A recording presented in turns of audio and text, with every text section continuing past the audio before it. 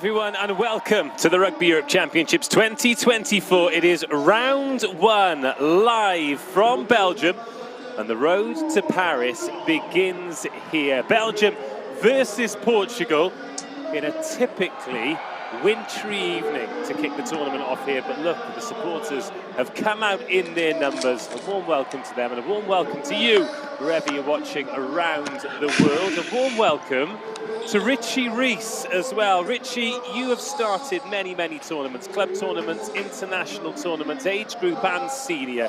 Give us an idea of what it's like, the excitement that builds up, this part of the tournament where you get to put everything into fruition, everything that you've worked on as a group. Yeah, good evening all, good evening. I think we've just seen it now, probably the Wales-Scotland game and the first game this afternoon, the Netherlands against Spain. How important this first game is. You must get yourself off to a good start, first performance-wise and then results-wise. But first game, new team, new coaching setups all together. Give yourself a good opportunity to get that foothold on the ladder for the rest of the tournament. But how exciting is it to be back in the Rugby Championship?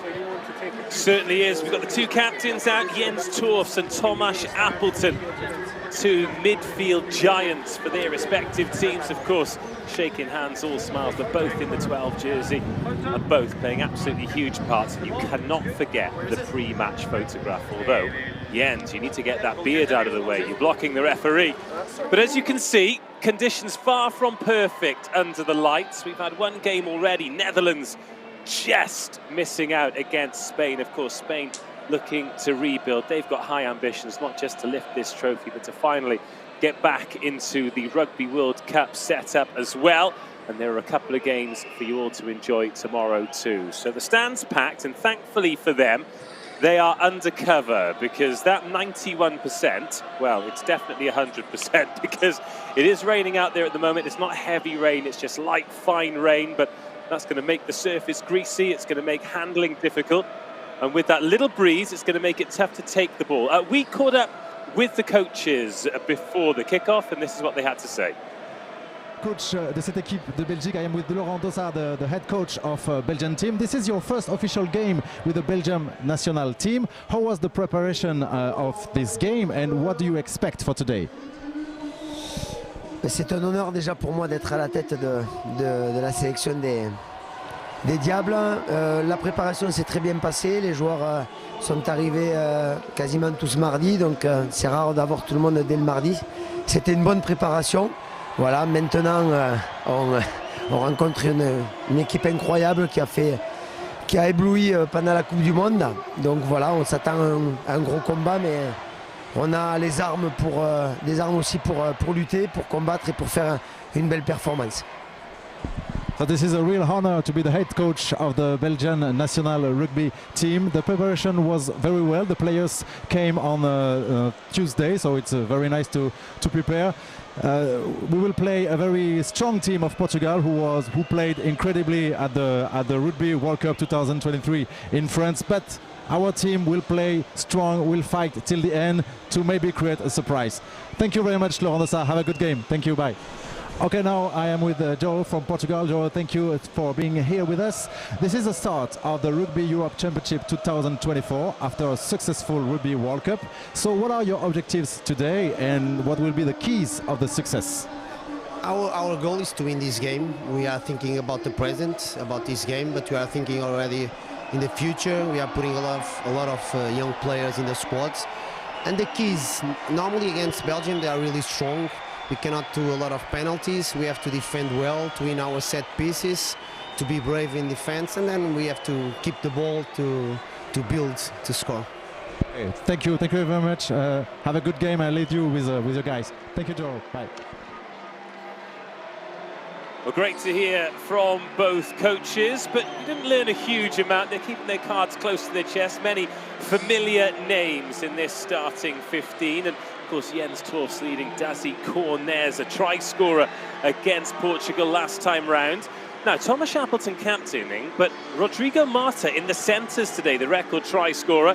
And of course, Portugal begin the post-Mike Tadger era, the iconic front rower, and they need to start to build again without him. Guillaume Mortier, the replacement second rower, he's going to be in a blank jersey, so that's one for you to keep an eye out for. And Abel and Andre Cunha, the replacements tight head and lock for Portugal. Same name, but not related. Well, the fans have come in their numbers. Flags of both nations for this one. It's the opening game for these two teams in the Rugby Europe Championship. It's Belgium versus Portugal. But first, the anthems.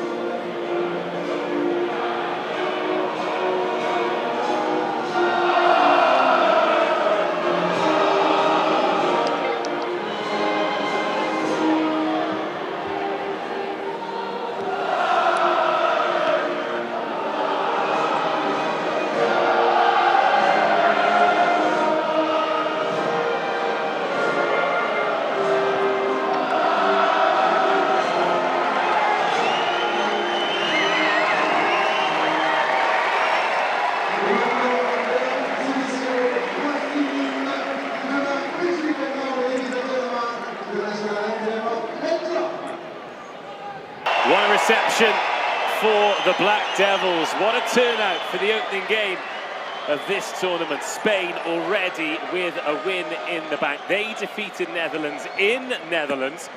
A double header there today in the men's and women's tournaments. Fabulous win for the Dutch women against Sweden earlier today. But now we turn our attention to this one. And a little bit of pageantry before we get underway. The mayor of Mons, the host city, and a sponsor. Well, he's going to kick the ball. He's going to start the game. And I'm just trying to take a look at his footwear to see if he's got the long studs on. But no, he's not letting the conditions get in the way of a great strike. But now once the formalities are done, it's time for the action. Portugal in the green jerseys and the white shorts. Belgium, the Black Devils, in the black with the red trim. Oh, with that, they're all having a go. He scuffed his nice clean white trainers. How exciting is it to see Portugal, who after the World Cup that they had, they're up to their highest ever spot in the World Rugby rankings at 13. So I'm sure they would have been training well this week with the quality that they've got in particularly that back three, the pace, the excitement.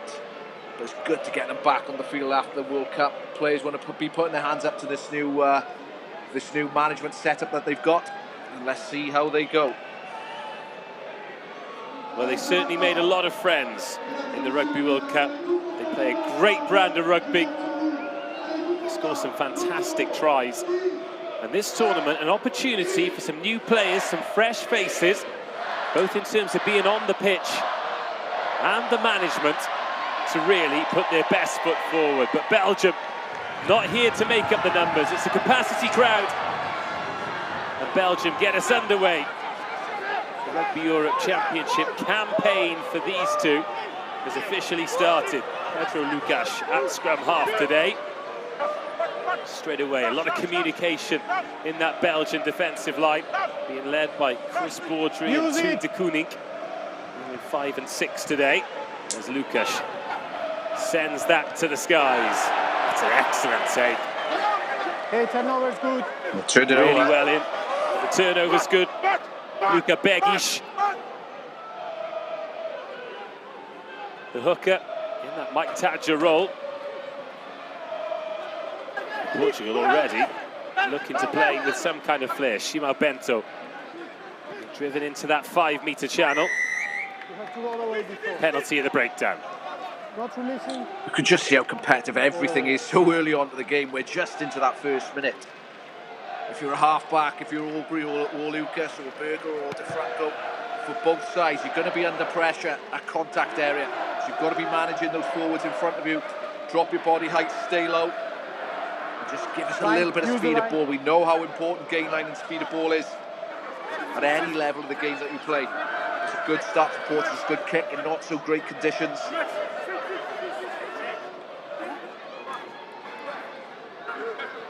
And our first look at the set piece. Apologies if you're getting a little bit of patchy audio from the referee's mic.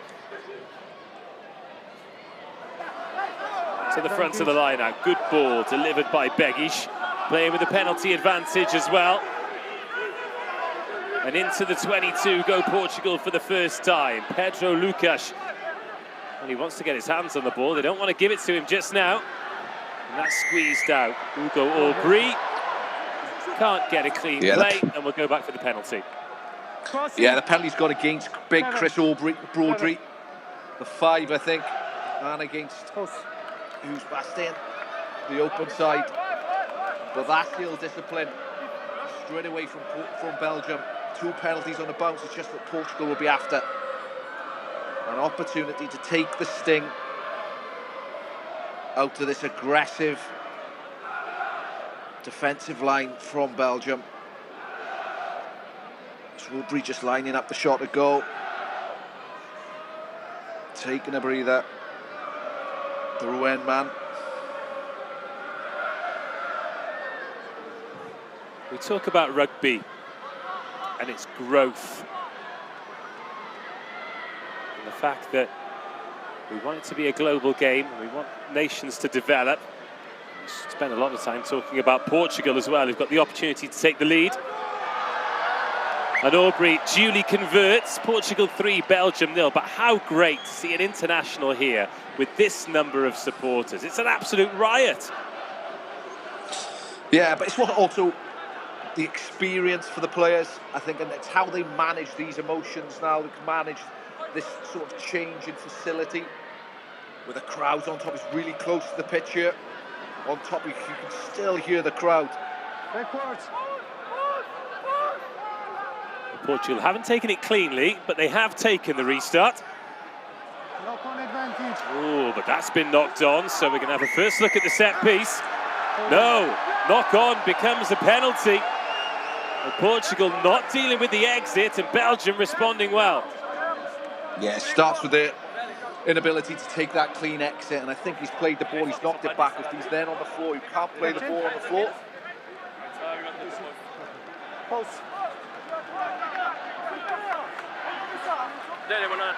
So Jens Toth chatting to the referee. They're going for the 3 points. Well, an opportunity to strike straight back, and I think that's a sensible decision as well. Last time these two met, it was a points fest, but there was a big differential. Portugal 54, Belgium 17. It was Belgium's first season back in the top flight, having been relegated in 2020 when they met that year. Portugal victorious 23-17. And before that, of course, it was Portugal in the second tier, which make you realise how much they have improved in the last 3, 4, 5 years. Chance to level the scores then. First shy at goal of the day for Belgium. Wait, hold! Unsuccessful. Didn't look like the cleanest of strikes, more loopy than driving. Belgium get the ball back, Portugal keep it on the pitch, and now Julien Berger can get them going. Little tip pass to Maximilian Hendricks. Expect to see him and Chris Broadry make plenty of dents in the Portugal defence. Nice snipe from Berger again. And that's the 22, just in sight. Good initiative here from Belgium, and there is Baudry. Portugal's back rowers, Martins and Granat, pulled into defensive action. And listen to this crowd providing the soundtrack for this Belgium attack. Yes. Kufolo, one of the familiar faces of recent years. No hands, release one. Diogo Hassa Ferreira just losing his balance, searching for that turnover. Maxime Jadot 6 minutes gone. Belgium's first attack of the game. This is quick ball. Now they could be trouble. Oh, beautiful line, beautiful score. Hugo de Frank with the first try of the match. And Belgium show us exactly what they're all about. The timing of this ball out the back by Berger, he's very much dictating the speed of ball for Belgium for those 4 fights. It all started with the Lucas kick return. They've got into the field, they've split the field. They've taken the left edge, and they've got forward carry after forward carry. Watch Berger have 2 steps here, 13 short, and there he is. De Frank go out the back. It's a lovely little block play. But it all starts with the hard work that's done just before that. It's a lovely little block play. And there he is, De Franco. The 10, straight over the try line. Excellent work by the half-backs in the tight 5 of that Belgium pack. Oh, and this place has exploded. What a try and what a reaction. Florian Rameau. Second go for him, more successful this time. And missing that penalty, feels like they lost the battle but won the war, and it's Belgium 7, Portugal 3. Yeah, what a great start to the game though. 7 minutes in, 3 penalties and a very well taken try, but it all comes back from where Jordan got the 15 for Belgium, got 2 off that kick return. He got straight back into the middle of the field, and that's when then, as your halfbacks, you can pick your area. Where do you want to attack? It's a clean exit from Belgium, perhaps not making the meters they'd have liked to have.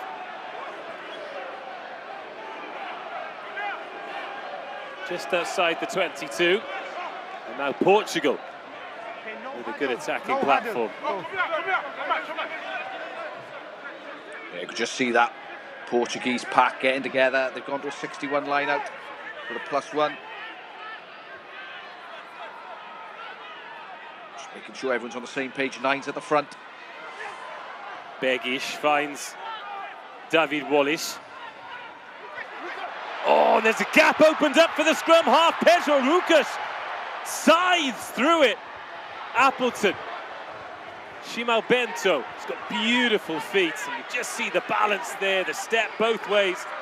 Gets himself out of trouble. And Lucas sends the big men back into this Black Devils defence. But defending well so far. Back the other way they come. Shimao Bento. Belgium over the ball and winning the turnover. Yeah, I think it's the scrum half, Julian Berger. I think he's in over it. Look at his body position. A little bit isolated in their carry, Portugal, but it all starts with that line-out that's a little bit compromised. Pedro Lucas spotted a gap. He was straight through it. That's a great jackal turnover by Berger at 9. Strong, athletic, massive running threat on him. We saw that with the first try just now for De Franco. You just need a little bit of control now to Belgium. Work their way slowly upfield.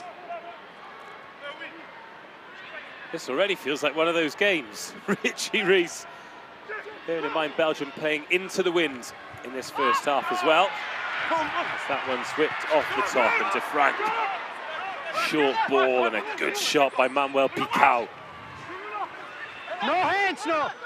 Koen de Koenig. Charles-Henri they're playing in. Bouget. Yeah, they're playing into this wind. I think it's just how they manage No, it. no hands! Really, really important between both halfbacks of Berger and De Franco now. They don't want to use all their energy by going tight forward carry after forward carry. They have to find it out.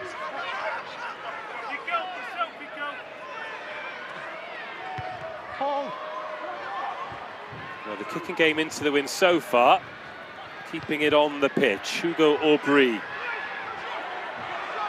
Oh, he's looking for the 50-22, but the bounce of the ball lets him down.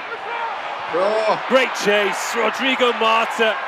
Belgium getting themselves in all kinds of trouble.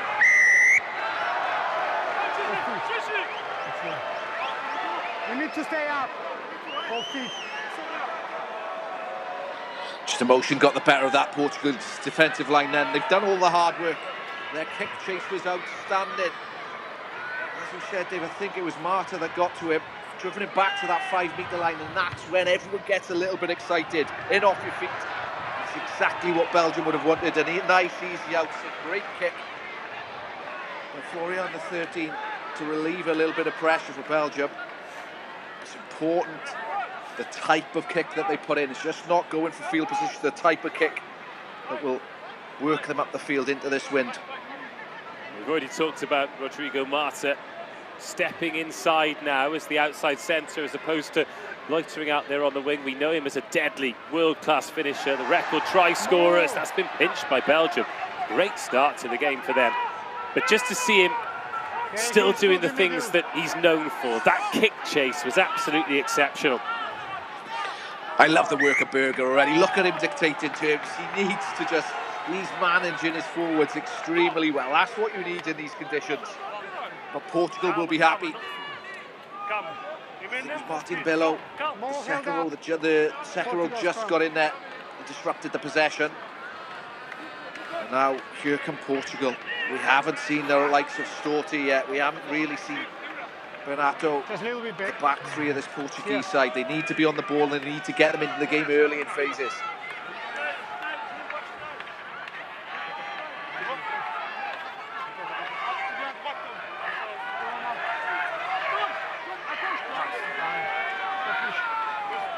Well, Julien Berger, when you're putting together a team in a country like Belgium, players like him, absolutely huge. Spent a season with La Rochelle. It was a little while ago now, back in 2014, 2015, but has been bouncing around Pro D2 and Federale and Nazionale, and the kind of experience that he can bring to a group like this. And there he is again, making it a nightmare for Pedro Lucas and Rafael Storti. And again, emotion's a word you've used a couple of times, Richie. It feels like sometimes it's just getting the better of these players at the breakdown. Yeah, you fully understand as well at the moment. First game of this Rugby Championship. Look at the crowd they've got on television. This is a big opportunity for some of these players. But this is when you need your level head, your leaders to sort of step up, take control, grab the group, pull them in. Boys, let's use our heads. Let's get together. Let's manage these emotions. If you do that, you will work your way up the field.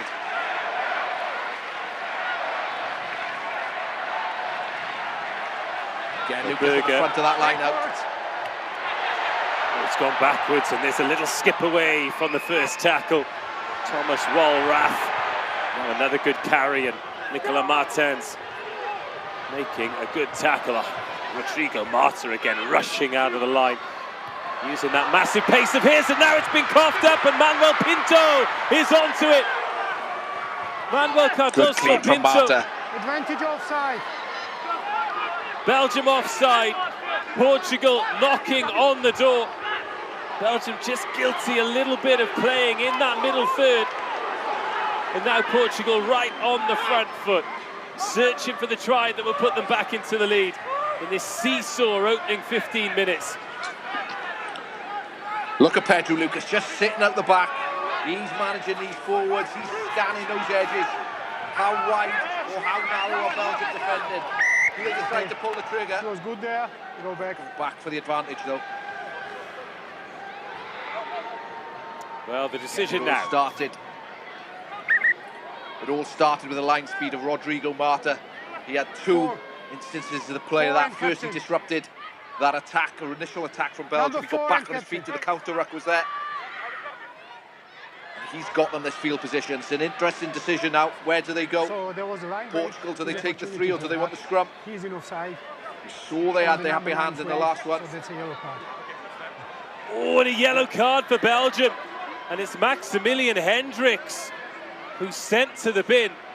Referee telling the captain that there was a line break and it was cynical. And therefore, offside.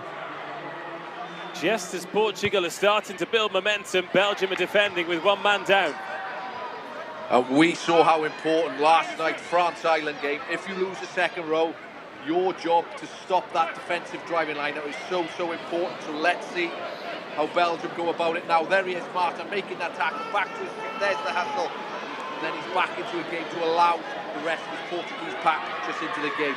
But as we just said, losing the second row and trying to defend the driving line, it was so important. Oh.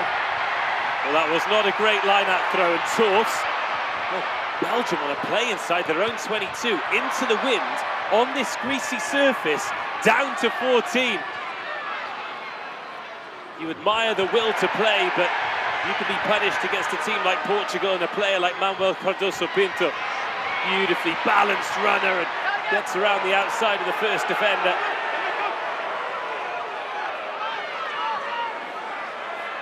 And now they can go to work. Great leg drive. Jean-Henri Bergay looked like he was about to drop a DDT, and oh, here we go. Yeah, Talked they need about to be the careful emotion. here. Yeah, it's gone into the crowd as well. I think it's just the two players that aren't in it. That's the supporting teams outside. Nicolas Martin and the 12. Jens Torfs. Everyone's got something to say about nothing. Just need to bring the level back down. Well, it's interesting you mention it going into the crowd. I remember in the Gallagher Premiership earlier in this season where Johnny Hill was playing for Sale Sharks and he put Chandler Cunningham South into the crowd, and that was the difference between it being a penalty and a yellow card, because all of a sudden it becomes a safety issue. So let's have a listen in to what referee Saba Abulashvili has to say.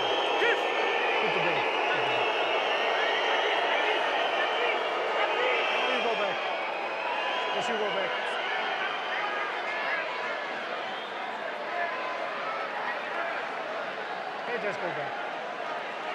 სათამაშო მომენტი იყო საერთოდ. სათამაშო არ დარგოვა არ ყოფილა, მე გუნდში იყო, ნიკა ვერ დავინახე რამე. ხო, 12 ნომერი იყო, ამათგან ვინ დაიწყო 13 ნომერი, ზუსტად ვერ დავინახე დაწყება რა. მერე იყო 7 ნომერი, ამათგან ვინც ჩაერთო, ამათგან ფუძად ვინც ჩაერთო. ვინ ჩაერთო? ხო, ამათი 7 ნომერი იყო. აქ ყველა ჩაერთო, განსაკუთრებული არავის არაფერი არ დაუკეთებია. მეგონი დამწყებული ის ორი კაცი გუნდში იყო. Yeah, the incident just happens on the touchline. Yeah, you can just see it kicking off just behind the assistant referee. I think it's Pinto's lost his jersey, and then it goes off after that.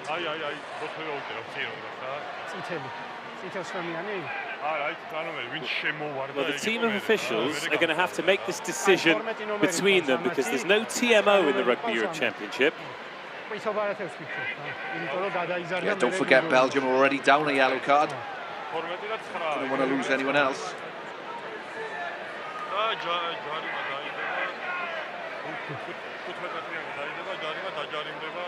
დამწყები იყო ბელგიელი, მე რა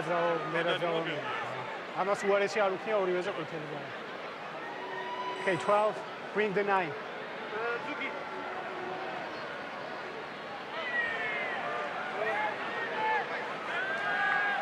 Yeah, okay, so 7, yeah.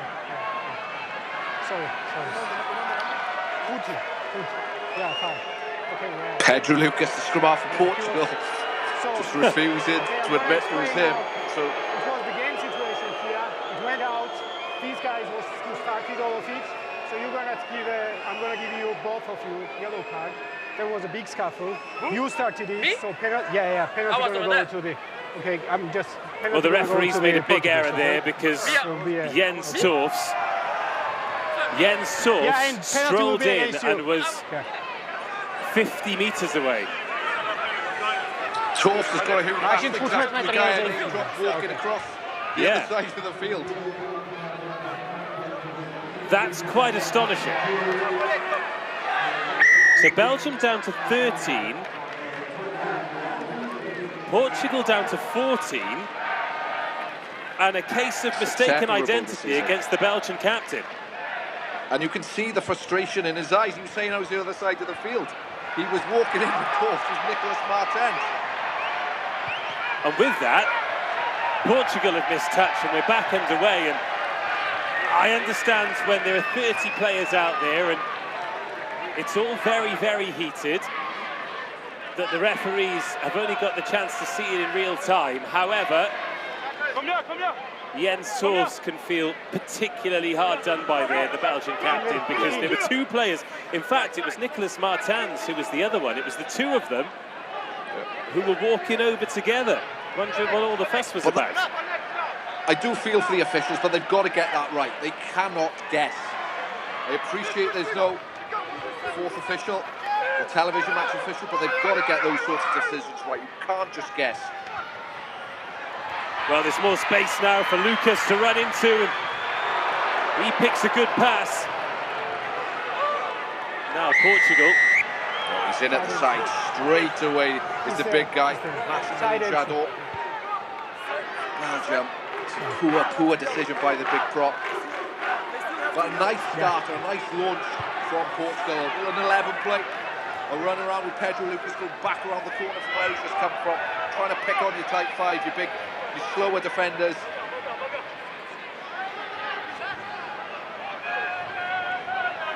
Belgium down to 13, Portugal down to 14.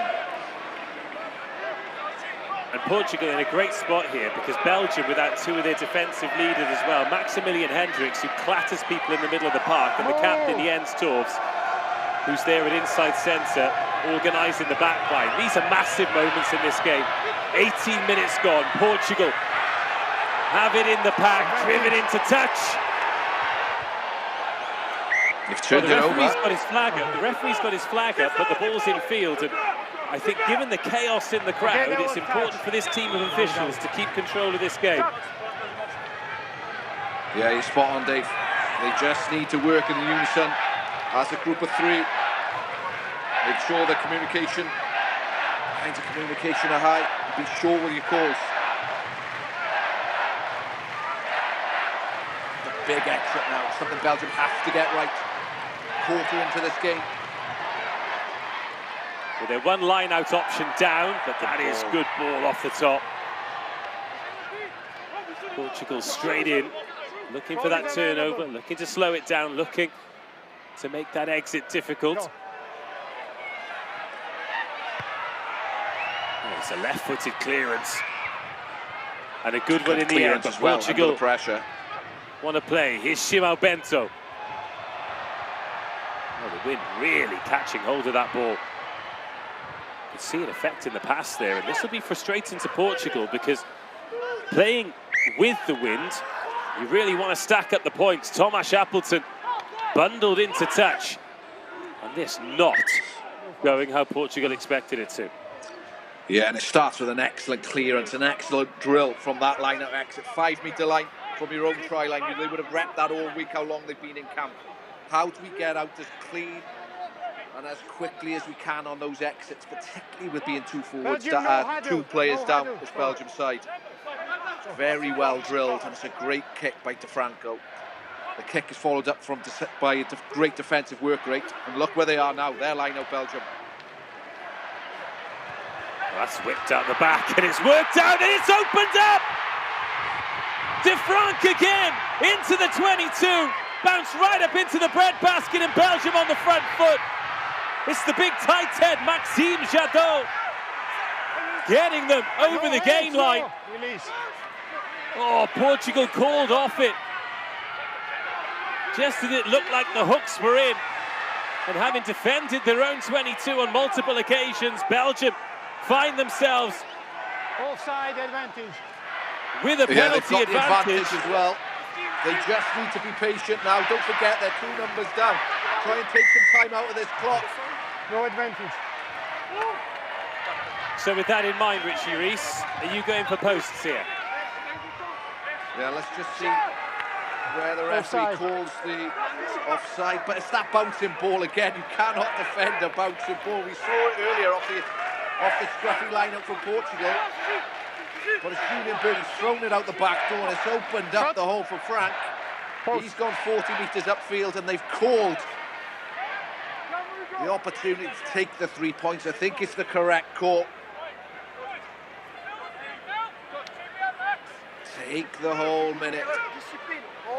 Beat up the clock. Make sure you've got your kick chase in place. Get your 12, you get your 13, or maybe not your 12 if he's in the sin bin. But so Maximilian Hendricks left the field of play on 15 minutes. The score hasn't been added to. We've lost 2 players since then. But the scoreboard hasn't changed. This is the first real opportunity for it too. Florian Remu. One unsuccessful penalty, one successful conversion. And the chance to make it a 7-point game. He sent it high. Just see the wind holding it up as well. Yeah, Let's go quick with this. Well, there's no one there. And Belgium have switched off. And Tomas Appleton, with all the time in the world, has got the ball back for Portugal. Well, those are the kind of details that Belgium have to be really hot on, but they've turned it over again. Oh, and then it sits up and it's back with Portugal. What a game. Appleton, beautifully timed pass and great pace now from David Wallace. 23 minutes to go, no score in this yellow card period, and Portugal would love to get something on the board with the one-man advantage, especially with all the additional space. Marta looks for the kick in behind, but it's back in black. So looking to kick this, Belgium, they need to get their defensive line in position. Oh, what a great kick. job on the floor. Oh, No, it's bounced just in. Brilliant nudge in the end. The wind's done him a favour.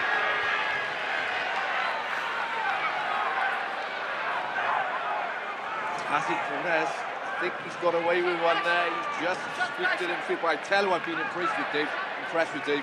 Is No the loose hurdle, head, Portugal, Charles no Henry hurdle. from Belgium. Go inside. He is absolute workhorse in both with and without the ball, offensively and defensively. He is working hard at this moment.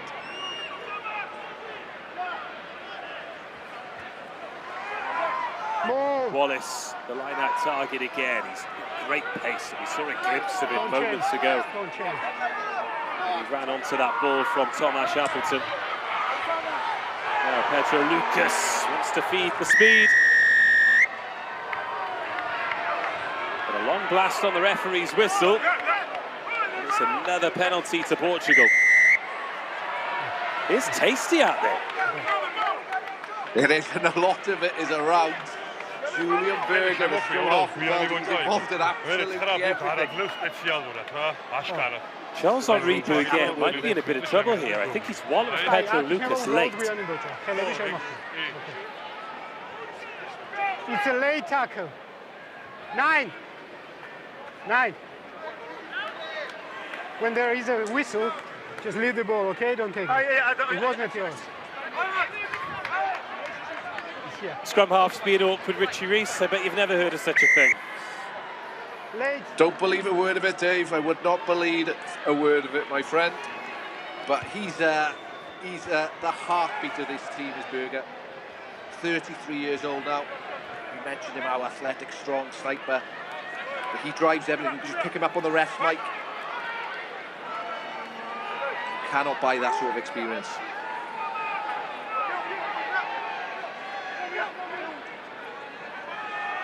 Big 15 minutes just before half-time now for Portugal.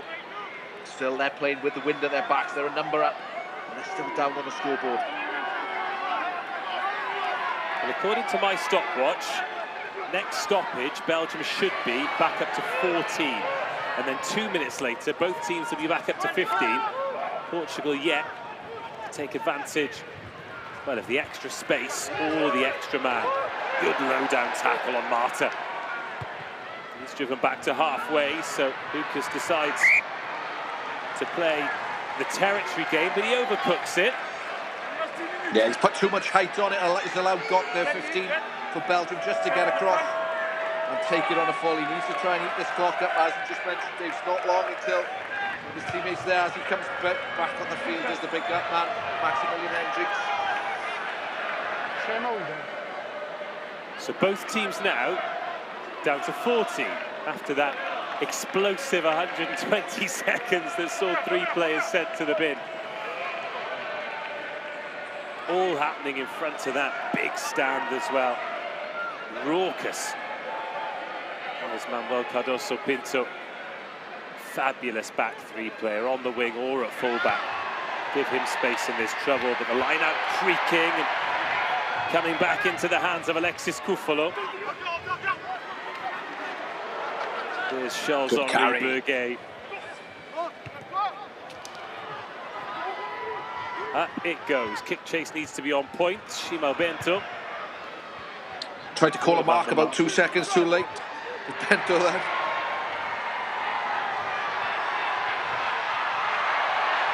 Oh, big man selling dummies. Rafael Storti making tackles.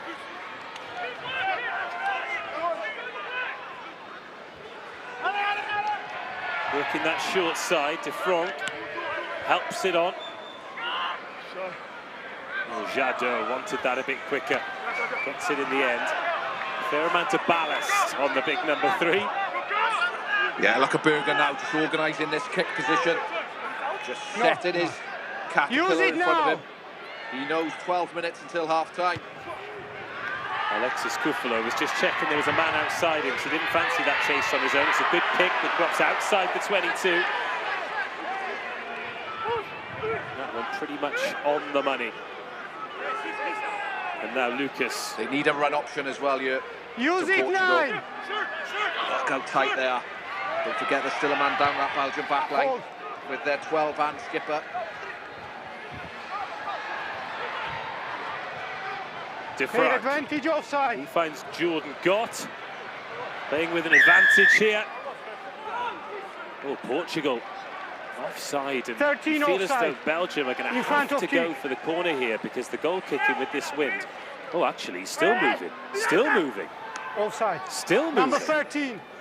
I'm not sure he knows where it is, but it's got against So you can Rodrigo choose the Mata scrum. in front of the From kicker. 22. Or you prefer the penalty?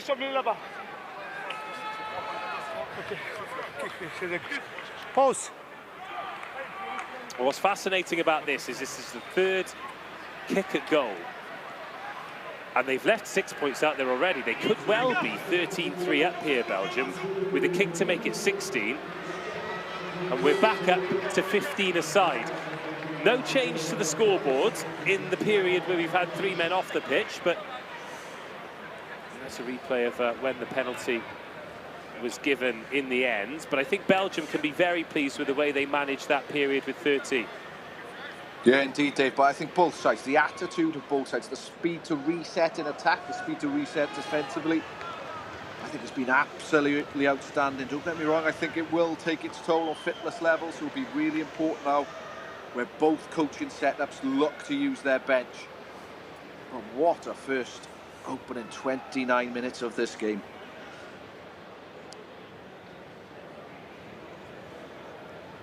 To give Belgium a 7-point lead. Again, it's high. But this time it's handsome. There's Belgium 10, Portugal 3.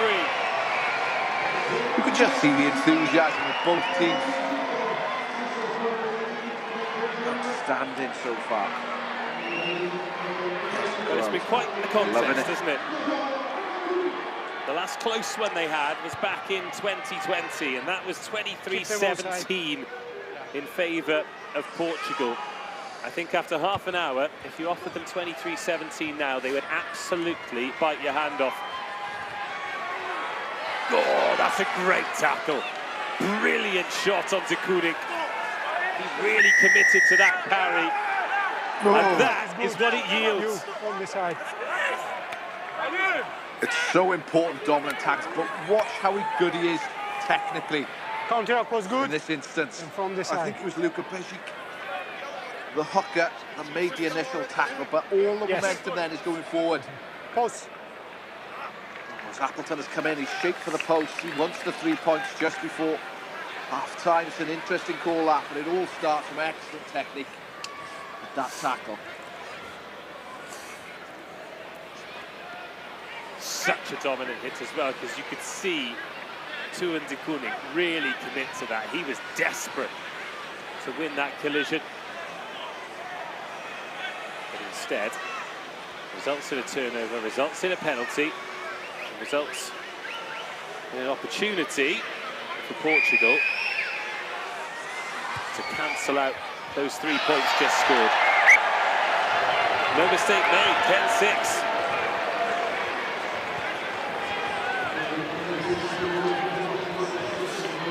Yes, interesting here to try and compare and contrast Portugal from the World Cup, where there was nice hard ground, nice and dry. We saw the attacking intent from their back three, and particularly from their back row as well. They just haven't had the opportunity so far this evening. They've had the wind at their backs. But as we say, that Storting's off. First time we've really seen him ball in hand. Leave it now! Well, that's spilled out the side. Portugal just cannot keep hold of the ball. They're not looking after it. And the captain's back on, Jens Toorfs. After his wrongful arrest. Well, I'm sure at some point in his career, he'll have a laugh about that, but I'd imagine the full-time score in this game will have a huge bearing on whether or not he does. Okay, turnover's good. It's a great turnover. Rodrigo Marta, and now off. They've got to have a look.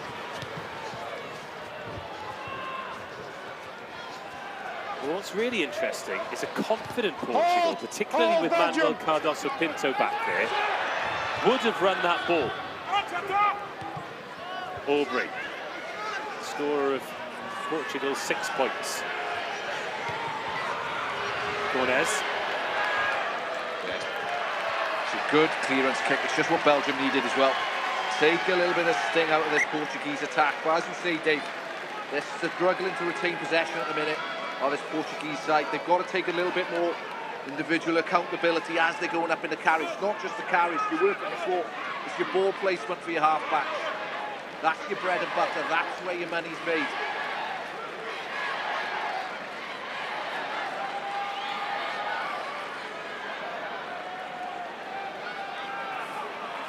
Uncontested at the line now. Martin Belu can bring it down as De Mulder with a hand over the top, but he's not going to get anywhere.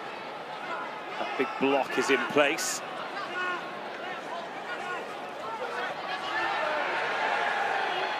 But it's messy. Is it playable? Yes. We spoke about it within the first 3-4 minutes of the game, is how much hard work both half-backs, sets of half-backs are working, and look at what it does. It knocks your timing, it knocks your skill execution, but the work that Belgium are putting into that contact area is really, really affecting this Portuguese attack. It's taking its toll as well. Okay, time off. Been a physical game, and there's been a little bit of needle. Those two players were sent to the sin bin as scapegoats, really, for a much larger get-together. Let's just call it. The youngsters are having a good time. Yeah, 2 thumbs up. We're loving it too. Don't you worry. Here are a few of the highlights. As that one's drawn in. You'd think in this wind, you try and drive those kicks a little bit lower. However, technique is technique. But in terms of all the needle out of there and making it abrasive, I think a lot of that is Belgium's doing, isn't it? And the pressure they're putting on this Portuguese team. Yeah, exactly that. It's hard not to get drawn into it. This is the game that Portugal want to play. They want to get their back three, their 13 onto the ball as much as they can against unstructured defences. At the minute, this half, they've just turned the ball over. The transition has been too much, too many cheap turnovers, and you're allowing Belgium ways to dictate terms of this game at the minute. Belgium, no huddle in. You go in, no huddle.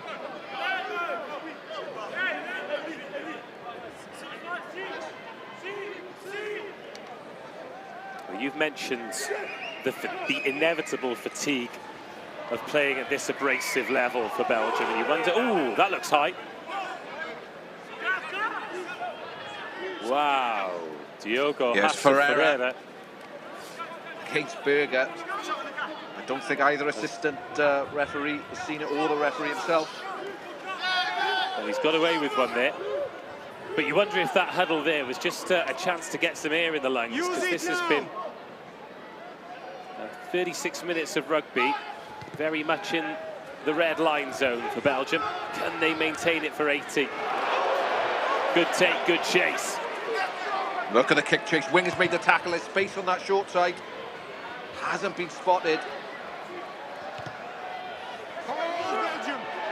De Franck sends it up, chases his own kick and makes a tackle on Aubrey. Another big tackle, but tackle without the ball. Tackle without the ball, and disappointing one. Referee, though, in a great spot, eagle-eyed. Yeah, Aubrey needs to put this kick 40, 45 metres deep into this Belgium 22. There was one late tackle. Here it is. You choose the wrong player, tackle without the ball. Just make sure there's no more foul play, okay? Yeah. 2 minutes left, guys. Yeah. It's here. Tackle without the Yes. ball. Passion, it's enthusiasm. Yes, but Jens Torf's a man of few words. I'd imagine he has been sat there for 10 minutes, very, very frustrated at the man in the middle. But as we said, he's not got the benefit of the TMO. Have a look at the wrong man being tackled here. Where's that gone in? Oh no, that's another loose breakdown for Portugal.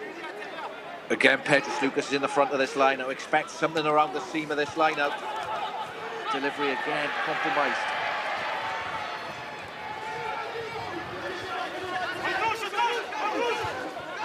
Well, you spend a lot of your time coaching starter plays, don't you, Richie? So when you've got something planned from a line out and then compromised is the very polite word you used there, but it must be incredibly frustrating. Yeah, it comes down to individual skill set. Your hooker's got to be on the money, the lift has got to be top notch, but hey, is the call right? Is it the right call to go to? Is everyone on the same page? But it's just not allowing Portugal to get a foothold and to get to their strengths, to get to their USP as a team. Certainly Belgium, who are imposing their game plan on Portugal at the moment, but it's a one-score game. Berger just needs to work his forwards into the 15. He'll make his kick easier if this goes into the 15 rather than into midfield. But he's just trying to kill the clock. But now it's a difficult kick from the middle of the field. It's going to affect your backfield. It comes down to game management now, doesn't it? Chase is good. And they let Aubrey have that uncontested. And that's a smart move, because sometimes you can mistime that, give away the penalty. Into the last few seconds of the half. Pedro Lucas. And he's in that 15 channel. Makes life a little bit easier. The try scorer, De Franck, that little wobble through the tackle and beats Antonio Santos. Then Diogo Hassa called into defensive duty. He got away with a high tackle a few moments ago. Good kick pressure by Pedro Lucas. Aubrey. Now they can go through Simo Bento. Storti checks inside. Appleton always looking for the pass. And Begic is the man he can pass it to. This is more like it from Portugal, but they run into trouble. Another one potentially high from Belgium, but referee says play on, and Lucas pumps it downfield. Yeah, the difficulty with that, he had a lot of his backs into that contact. Did Lucas? Ooh, what's that come off? And if it's the feet, is it offside? If it's the hands, it is a knock-on. Referee says neither, and it sits up on the turf. It's a little bit damp. And I think that's going to take us through half time. First half. Well, what a half as well. Early score from Hugo de Franck. Other than that, it has been the boots of Florian Rameau and Hugo Aubrey. A couple of penalties missed for Belgium, but they lead here against Portugal by 10 points to 6. Richie Rees, your thoughts on what we've seen in that opening 40 minutes? Yeah, if we could sum this 40 minutes up, it's probably edge, his passion and his enthusiasm, Dave. I think both sides have given it in a bundle, but it's Belgium. Tactically, they've been good. Their half-back between Berger and De Franck managed the game particularly well into the wind. It's a red-hot atmosphere that they're trying to deal with. But what a good opening 40 minutes in the first half of rugby in this Rugby Championship. Well, those Belgium supporters waving the flags, and deservedly so. Let's take a look at some of the numbers then.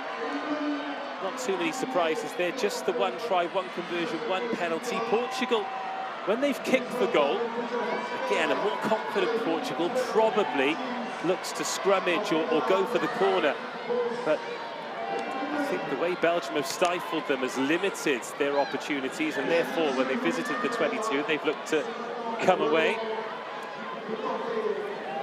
Here are a few more details, or the order of scoring at least. It was a penalty from Aubrey that opened the scoring, then 10 unanswered points, but as soon as Remieux kicked the conversion, Aubrey was able to come back with a penalty. At 10-6, Richie, probably a fair scoreline at the end of 40 minutes. Yeah, indeed, and it's particularly now how your coaching setups talk at half-time around how they're going to manage this second half, particularly for Portugal playing into the wind, and how do they get back into the game. Well, a few of the best bits. This is the first try, the only try, and we see the finish here, but that was off the back of some brilliant phase play by Belgium and a real glimpse of what they can do when they get it right. Yeah, and it was Jordan got there initially, got the kick receipt, got back into midfield, travelled to about the Portuguese 10-metre line, and then they were shot up the left-hand side of the field. And then it was 4 or 5 phases of the bounce, big forward carry after forward carry. They split it with Jens Toft as well, he got in on the carry, and then that allowed that front foot ball, the gain line to be there, Berger running threat, and it was Frank out the back, a nice little block play, but that's what Belgium have done well in this half. They've used their big runners, the likes of Hendricks and Baudry, both second, those big physical men. It's got them the gain line, it's got them the field position to get points and to convert those points when they've gone to that Portuguese 22. Well, this was the penalty that took them up to double figures. Will they rue those 6 points they've left off the tee? I mean, 16-6 at half-time, they'd be absolutely delighted, but 10-6 in front of this capacity, this vociferous crowd. Those were the last points of the half that made it a one-score game. And it is all to play for here. What changes will Portugal make? What changes will Belgium make? Will Jens Toft be able to dust off that unjustified yellow card? I'm sure he will. He's the captain, he's the leader, and he's been playing in France for the last 7 or 8 seasons. But it's all to play for here. Have a little stretch off, everyone. Get comfortable and get ready for the second half. It's all to play for. It is Belgium 10, Portugal 6, and the second half is coming up.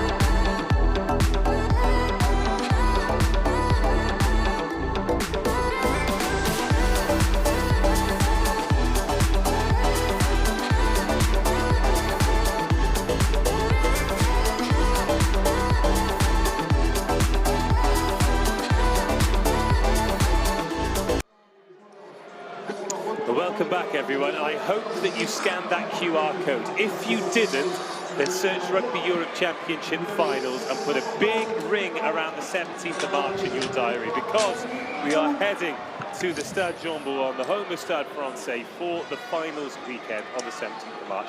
Great rugby city, great rugby tournament, and we can't wait to celebrate with you all and see who ends up with the trophy. We have had one epic today. Netherlands 18, Spain 20, and we could be heading for another one here. Belgium 10, Portugal 6. Richie Rees is back from whatever hospitality they put him up in at half-time.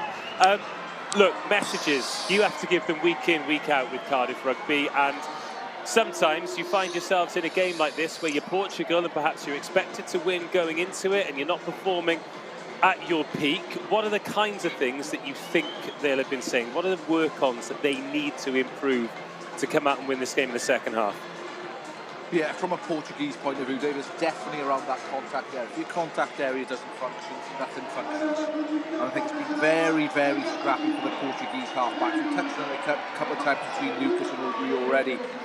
And the amount of work and the amount of effort they're going through to try and just get some clean ball.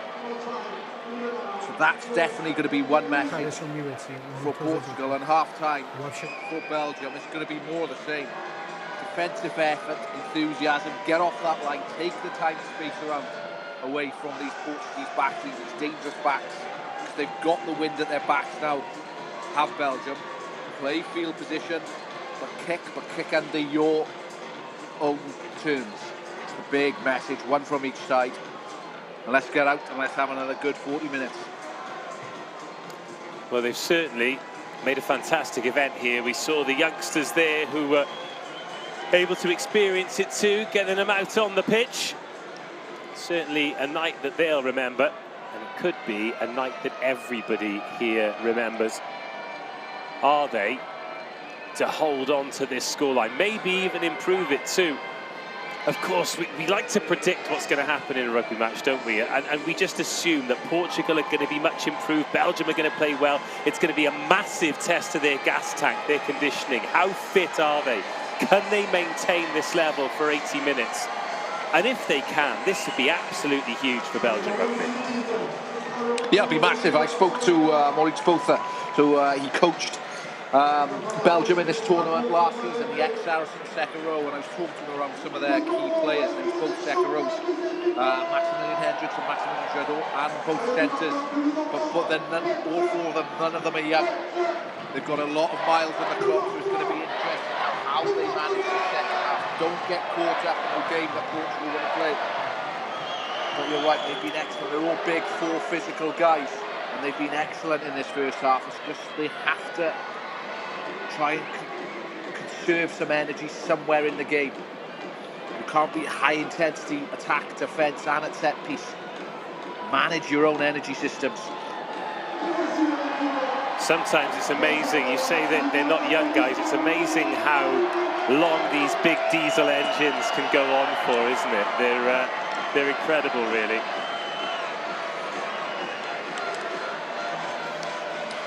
You've got to cast your mind back a long time to see Belgium really make an impact in this tournament. But back in the 2014 to 2016 combined table, where it was spread over a couple of championships, they ended up finishing top there. They won 9 of 10 games when the league included Ukraine, Moldova, Netherlands, Poland, Sweden, but a lot has changed in World Rugby since then. And that was the European Nations Cup First Division.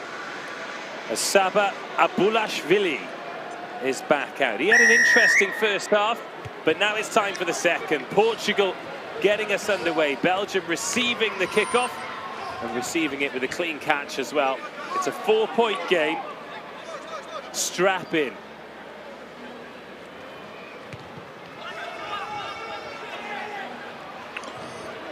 How do you try and negate the wind at their back now? So if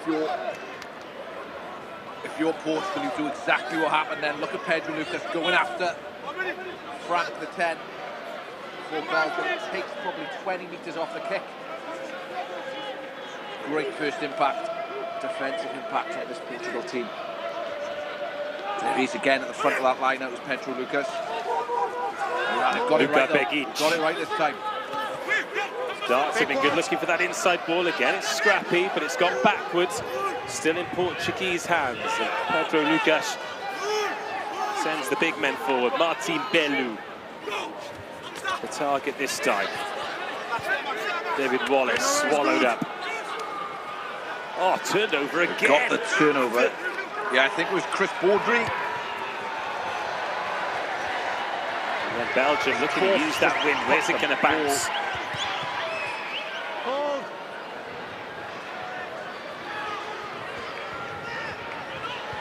Well, they've gone quickly, Belgium. Out Portugal in Portugal. But now they don't want to get stranded in the middle of the park. Berger. It's Jordan Gott, who's on the first receiver. To the 22, so a mark available. And a mark called by Hugo Aubrey.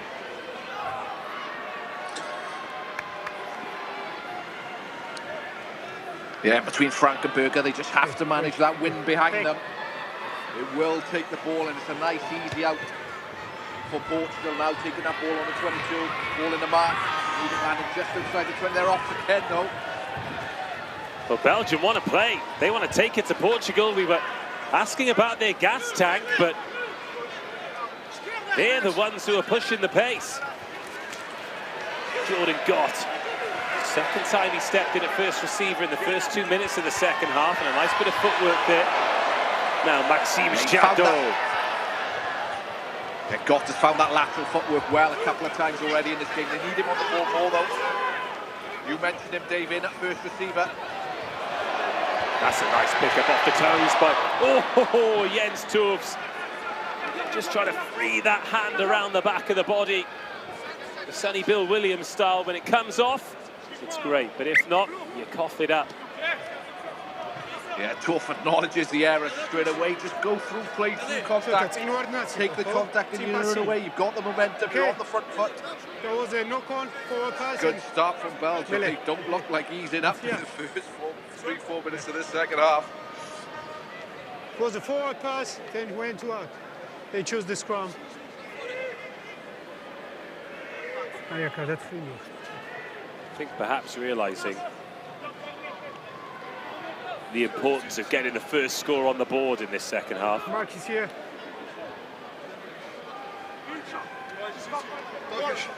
Just a heads up for you, Richie. You are on player of the match duty today. You've got bags of time, but just want it to be on your radar. Noted that, Dave. Thank you very much. And plenty of individuals putting their hands up so far in different ways. Technically, tactically, certain individuals have been excellent.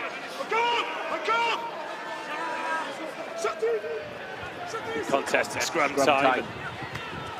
Referee lets them play it.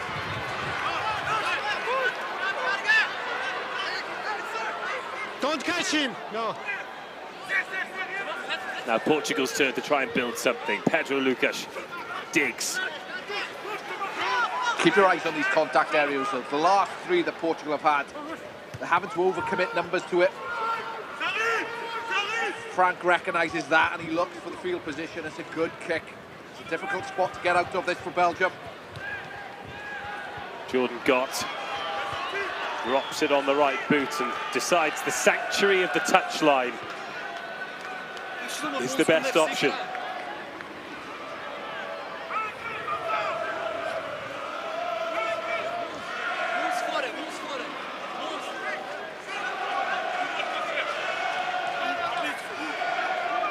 I don't think they've gone through one phase off a line-up yet, Portugal.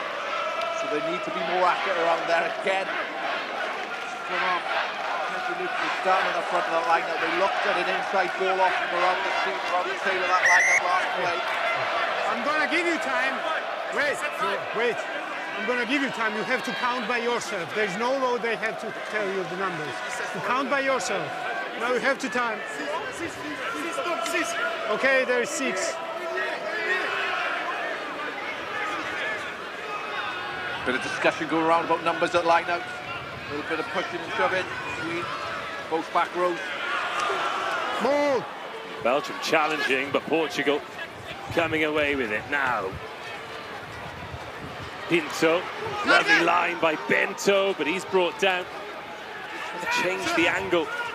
Use some of their natural resources as Manuel Picao coughs it up. Backfield space is there. Hold back three in that front line then. Bastien swallows up the advantage, and fair play to Maxime Jadot. He's not shied away from the carries either. A big tight head prop. Jordan Gott, a lot more of a playmaker role for him in this second half. Torfs is out there on the edge. He's up in knocked on. As he's got to pick it up.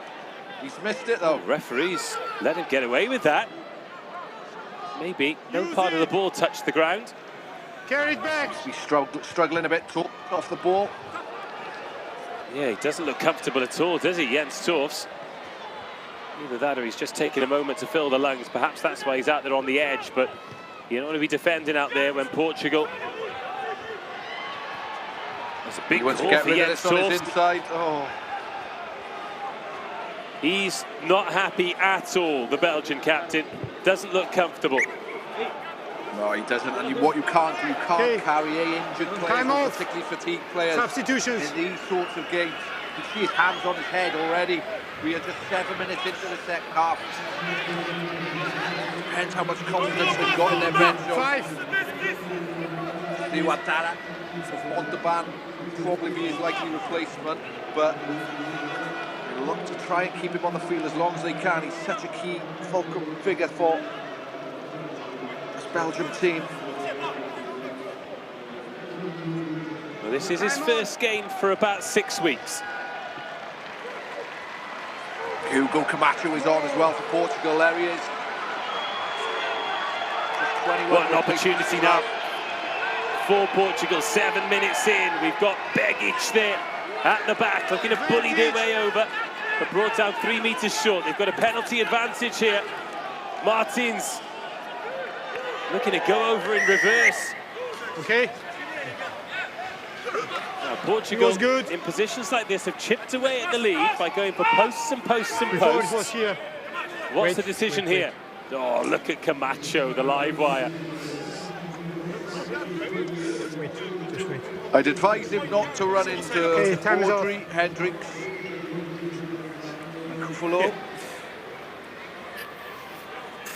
That's much better from Portugal. You okay? A little bit more accurate around contact area. And offloads their start Okay, let's go. Probably go back to a little bit more around their strength. Get their back three onto the ball. Okay, it's number 2. Side entry. Time back on. 2. Side entry. Too many of those penalties today. Yes. Rodriguez coming on for Aubrey, so they've changed both the half-backs, and Belgium have taken Chris Baudry off and brought Vincent Touzia on. And Hugo Camacho, an espoir at Bayonne, so he is in a top environment week in, week out. Made his top 14 debut last season.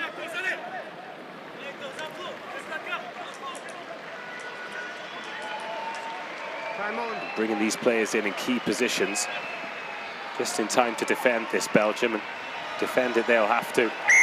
Uncontested at the line out. Oh, free kick Belgium. What a let-off. It's the difficulty you have. You choose to go to the corner from a 5, and they've tapped it quickly.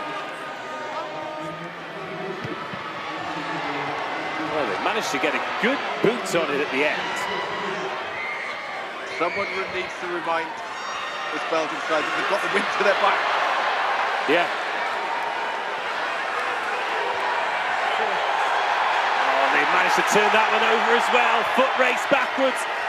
Dived on by Luis Rodriguez, but he's inside his own 22. And the crowd, listen to the noise.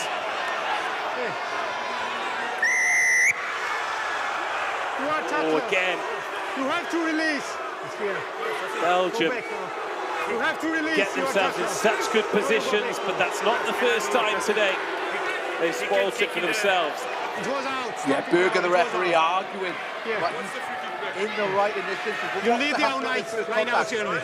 You leave the line Berger, he out allows early. him back Before the ball is thrown. and he's dead in Yes, on the leave the ball, line but the out. referee's giving for no relief. Listen. So it's unfortunate for Berger, but it's an easy out for Portugal. It would have been just what they were after. Good kick as well.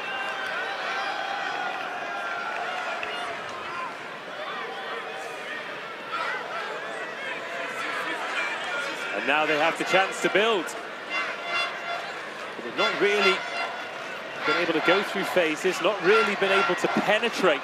10 scoreless minutes so far in this second half. Nicola Martins, the target at the line-out. Great back row option. Luka Begic. Look at Camacho driving that. Advantage. Another penalty advantage coming, and Portugal piggybacking their way up the pitch here off the back of Belgian ill-discipline. Rodrigo Marta not really seen too much of his pace in attack so far in the 13 jersey. Go back. No, number 9 has ball in his hands. He can do that. To go back.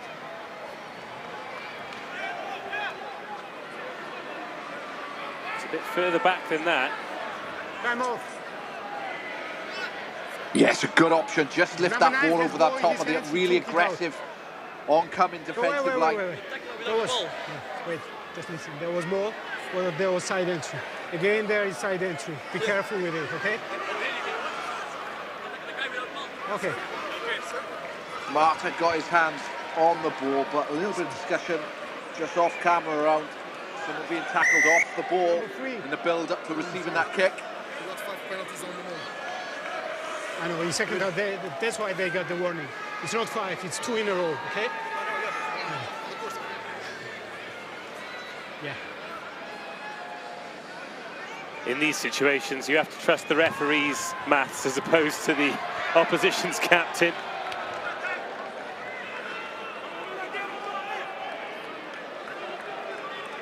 But it is something that's going to be on everybody's mind now, because the discipline for Belgium could become an issue. Yeah, they're just dropping it into the referee's mind there. Just recognises it, he'll reference it. Line out starting to really work for Portugal. What can Camacho start here? Rodriguez. And Martins. Good foot.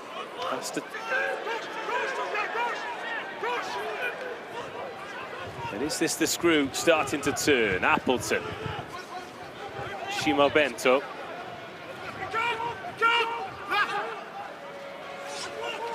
Just losing his footing. Joao Granat. So Belgium able to respond. Good line speed from the Belgians here. Portugal forced back to almost halfway. Rodriguez. Release now! Yeah, interesting enough, this Belgian defence, particularly in between the 15s, they're not putting an awful lot of pressure at these next contacts. They're just trying to flip the field. And they're pushing Portugal backwards. They've gone back 25 metres.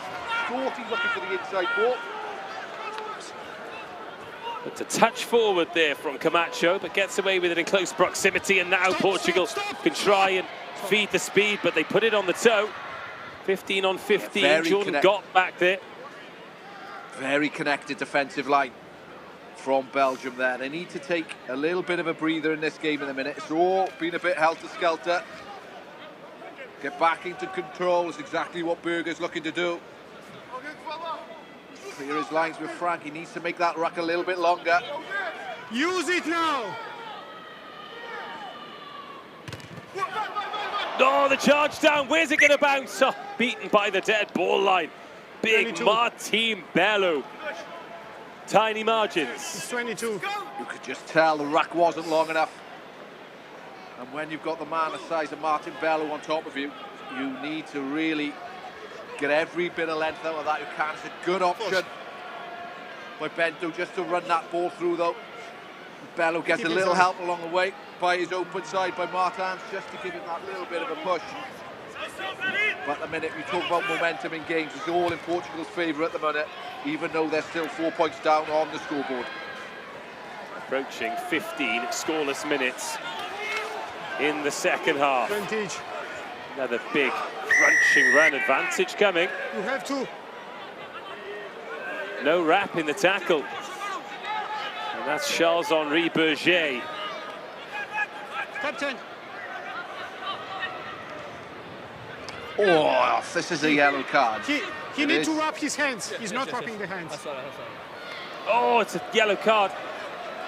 It's a third yellow card of the match for Belgium. Yes. One. Number one. You need to wrap. Yeah, it's gone against the big guy, Charles-Henri Berger, who we name-dropped in the first half, seeing both sides of the ball. He has been very physical, dominant collisions with and without the ball, but as players start to get tired, their technique falters, and the referee has had enough of the ill-discipline. It's Belgium's side, particularly in the second half. Great attacking opportunity for Portugal now. Third yellow card. Charles-Henri Berger joins Maximilian Hendricks for cynical play, and Jens Toorfs punished for having a rememberable face, perhaps. More good line-up ball. That's really ticking over nicely for Portugal, and now they can send big men forward. Oh, a kick over the top. That's for Bastorti to chase, but overcooked and wasted. Yeah, it's a poor decision. They need to just keep ball in hand. We talked around first half how they didn't get into their attacking game because of the amount of turnovers, and they didn't go through any attacking phase play. That was a good start. It's a nice, easy gain line. You've made 5, 6, 7 metres off the initial carry. They're looking at a return play as well. They've obviously highlighted something in the week around on this Belgium side, a defending short sides, but you just need to hold ball. You're 30 metres from the opposition try line. You haven't had enough possession there. 7, take your position. Green. Jeremy Brasseur comes in. Played one game in the Rugby Europe Championship last season. The defeat against Poland away, where he came off the bench. Formerly of Must-See in Nationale. Oh, lovely inside ball, and Storti hits the line. Oh, and then it goes forward. The first time they breached the line, and Storti. Oh my goodness me. What on earth are Belgium doing, playing there on a knock-on advantage? Manuel Cardoso Pinto nearly had a Christmas gift in February, but we go back for the knock-on. It's the same play we saw earlier with 9 just looking for that inside ball. He found the hole in this instance, but it's just having that composure post-line break. 17 is gone. The line break on average, you have Time around off 30 now. seconds until that defensive line is set. Have that composure. It's turnover after turnover, and it's not just any turnover, it's cheap turnovers that Portugal are giving at the minute. They're doing all the hard work. You need to convert this pressure into points. And it's the same line-out play. They've run it 3 times so far in this game. It's the first time we've run it correctly. 17 is gone. But the impact of Okay, watch it out. It's very lively. Reminds me a little bit of Harry Randall at Bristol. Time the cone. No cone. 17 is gone. Well, Belgium are going to have to make an adjustment at scrum time now, because they're without their loose head prop, remember. Charles-Henri Berger sent to the sin bin. Keep up. So they brought on Bruno Vliegen in replacement of Thomas Walrath, so they're actually going to be down to 13 temporarily. This ball needs to go off the field for Belgium. Bind. Frank just put this over the top of the stand, take another minute off the clock. Channel one in and out for Berger. They're going to go through at least one phase. That was Thomas de Mulder.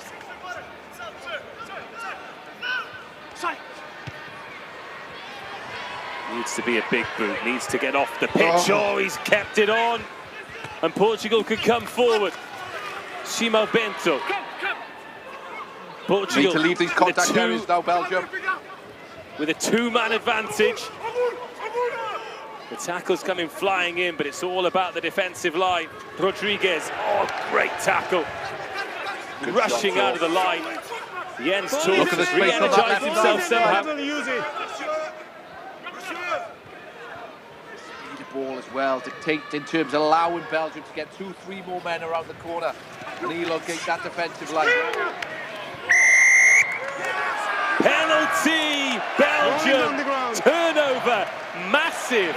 Why is he thinking about going quickly? The penalty's gone against number 8, Granate, the double roll. But watch the work of Baudry here. He tactically forces him to fall straight away. And in doing that, he forces him for the extra roll. He's got him, he's thrown him to deck, the tackler stayed on his feet. He forced him in the extra roll, and it's just what Belgium needed. It's a good kick as well by Gott. The 15, 40 metres. Rolling on the ground. I mean, tactical game managers, your 10, your 15, you can just see in shot there, organising the next phase of play. How are we controlling this next 20 minutes of the game? Walk into the line-out, 20 minutes. taking time out of the clock. 20 minutes to go, 20 scoreless minutes in this second half. Torzia. Backwards. Oh, he's missed his man. Discipline needed from Belgium here. Just force Portugal to go through a few phases, and the error, that's exactly what they've done. Look at the celebration from Maximilian Hendricks. He knows what a big moment that is.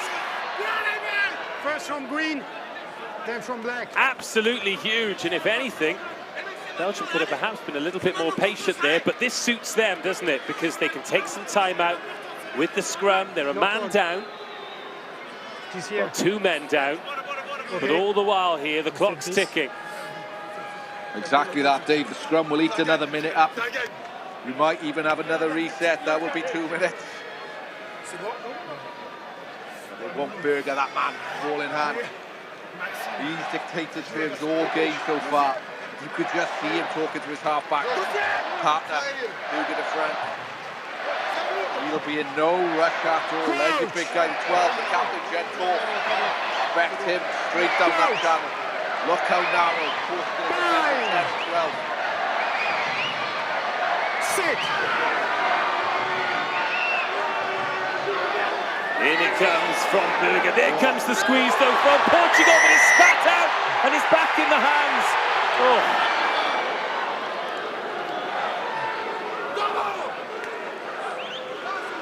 But it's a penalty at scrum time for Portugal. Those numbers yielding the pressure. Who put the hands on that hand? Was it Rouget Bastan? Yeah, Bastan hands in the scrum. But it's all come from the work of that Portuguese pack, particularly the tight 5. But they need a foothold back into the game, and is that it? They'll be hoping it is. 7.5 minutes of the yellow card period gone. Belgium all but emptied the bench, particularly in the forward pack. Portugal have made those changes mainly in the backs. They've changed the half-backs. They brought on Camacho and Rodriguez. Yeah, they'll start to feel the nerves soon, won't they? They haven't in the black, gold and red. They've been on their feet and they have been singing their hearts out, indeed. Manuel Picao and Diogo Hassa Ferreira replaced. 20 changes by replacement for Pascal Batista. Replacement for Belgium. Definitely changed his blind. Abel Cunha is on the pitch, the tight head for Portugal. Look at this chase from Storti, and it's forced the error. Advantage now, gone. Good kick from Camacho. And look what it forces. The cheap individual error, but it's all come from the quality of the kick from the placement scrum half for Portugal. We talked around footholds.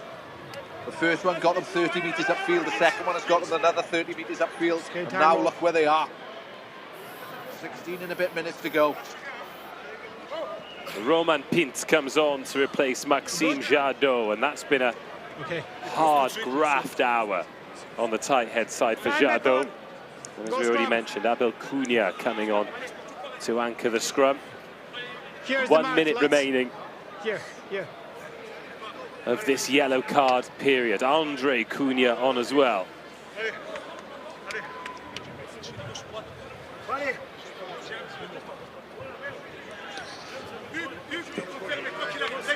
Belgium have put that extra player on that scrum now, but they'll go after this set piece again with Portugal. There's no one defending the short side. Yeah, that For Belgium, blindside flanker is going to have some work to do here.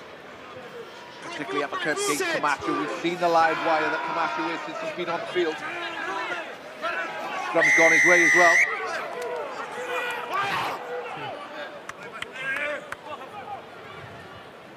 So what's the choice here? No points so far in the second half, and a chance to make it a 1-point game. Angling.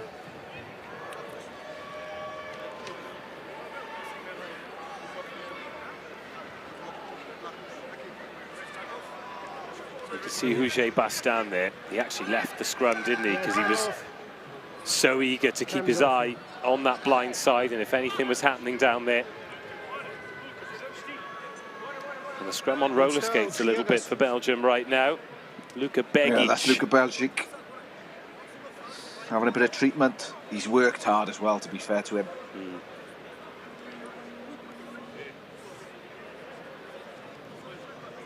But the set piece has definitely turned the corner. And this is what Portugal want to see. They want to see their strike runners on the ball as much as they can. And the probably weather has dictated terms a little bit today that's taken that away from them. But we know Storti, Benato, Pinto, a couple of X7s players in there. Storti having an exceptional season with Béziers in France.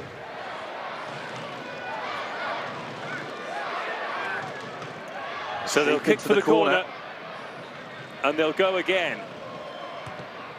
Luis Rodriguez tries to drive it as close as he can. It's a little bit conservative, Last time they went to the corner as well, they lost that line out, so they'll be hoping. They've got to give themselves an opportunity to stay here, go through some phases, get the discipline out of Belgium. They've set it well. Well, Begic back on his feet, and at the back here, look at Hugo Camacho looking to call in the artillery. And there he goes, Camacho trying to drift through the gap, can't free the hands, but does get the ball away. Brilliant work by the scrum half. Advantage. Oh, but Belgium conceding the penalty again. They're in trouble here. Yeah, this is a massive moment. Andre Cunha. Look at Camacho, look at him driving his forwards round the corner. This is a key moment in this game. They need to stay in possession of the ball. 15 minutes to go. Portugal want to put their foot on the gas. Reaching for the line. Oh, held up just short is João Granate. Hands black, release now. But it's still there for Portugal. Martin Bello. Belgium committing, but hanging by a thread. Patience, Portugal. Camacho. We don't want the white light fever. Now, Rodriguez. Brilliant tackle by Jens Torfs. But now there's quick ball. Oh, it's bounced, it's dropped. Storti drops it, but we'll go back for the penalty. And it's tap and go by Storti. Storti! Portugal just want to run this Belgian team ragged. They can sense they're tired. They want to keep the pace high, keep the tempo high. But most importantly, they need points. They trail. They've not led since they kicked the first penalty at 3-0. They need to keep width as well to Portugal. Let the forwards do your hard work, but keep width. Try to press that defensive line. You can see how tight Belgium are. Belgium with hands on the ball, and Hendricks might end up on the wrong side here. Where you wonder if a score for Portugal might just break Belgium. The inside ball to Mata. Belgium still hanging on. And held up. Heroic defense from Belgium. The score remains 10-6. João Granate is furious. He feels he's grounded the ball. There is player in front. What a defensive set from Belgium, though. Then he reached the goal line and held up. Has got under it. The lovely inside ball. From here. But what a defensive set by Belgium. And you say, Dave, the Portuguese players 13 are left. not happy with the referee. 13 is left. And listen to the energy that has given the crowd. Yeah, 1-3, yeah. Yes, yes.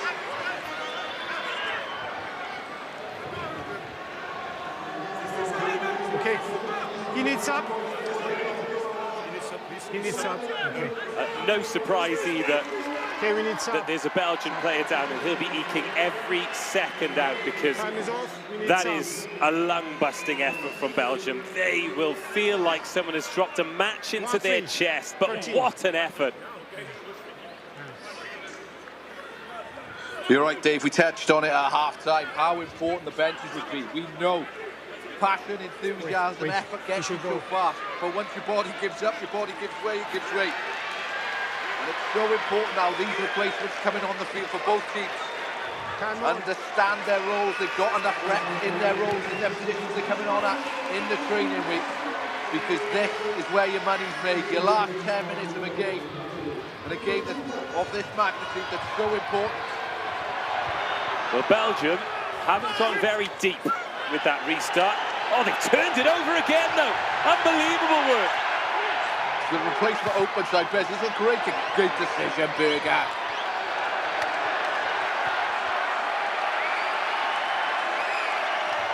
It's a great kick by Berger, the scrum half for Belgium. He knows it's come from a turnover. The whole back three of Portugal committed in the front line.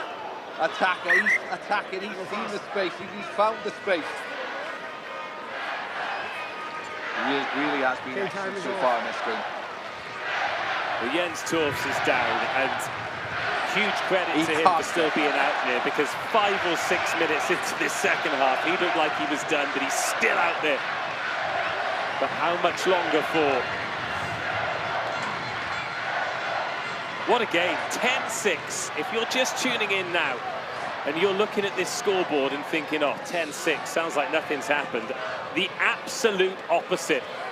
This has been a proper test match. So we're seeing that. But we just talked that about replay, that 12. Just that replay probably summarises the defensive effort that we've seen from these Belgian players. They have been absolutely outstanding. It's not the first effort to the ball, it's the second effort. The speed back to the feet, then affecting the contact area. So their defensive coach can really give himself a little tap on the back. Okay, you can use blood substitution, okay? Blood here. Well, we've got 10 minutes to go, Richie. I'm not going to ask you for a man of the match when we've got when it's a one-point game. But let's have the nominees. Let's treat it like the Oscars and have a couple from each team. Who's really impressed you today? Yeah, I think you look around Appleton and Marto particularly stood out for Portugal early on at 12 and 13 in that first half when they did look to spread the ball. They were lively, but you look at the grunt that this Belgium side, Chris Baudry, Maximilian Hendricks, Julian Berger, Jens Toff. These guys have been absolutely outstanding about managing game scenarios and game situations. We talk around it and how important it is in the training week, but it dictates conditions, where you are in the field, and where you end up on the field. So it's credit to all these guys, and let's hope that it's one of those that pick up that man of matches at the end of the game. Timothy Riffon coming on, plays his club rugby at Oloron in Federale 1. Federale 1, I should say. Be respectful to the language. But 7 starts this season and 6 tries. Playing scrum half for them. Jens Torfs, the captain, he's left the field. Heroic effort from him. His team 10 minutes away, but goodness me, a lot can happen in 10 minutes. He's left the field for the second time today, Dave. Neither of them is held out it. Yeah, that's true. How was he tired? He had a 10-minute break. Scrappy ball. Baudry again. His work ethic is such a big, powerful man. He's absolutely outstanding. Watch him off the floor now on his touchline. He's straight back into the play. And Torzi has done well too, because the temptation to clatter Camacho off the ball when it was loose. Now this is massive. Belgium haven't spent a lot of time here in the second half.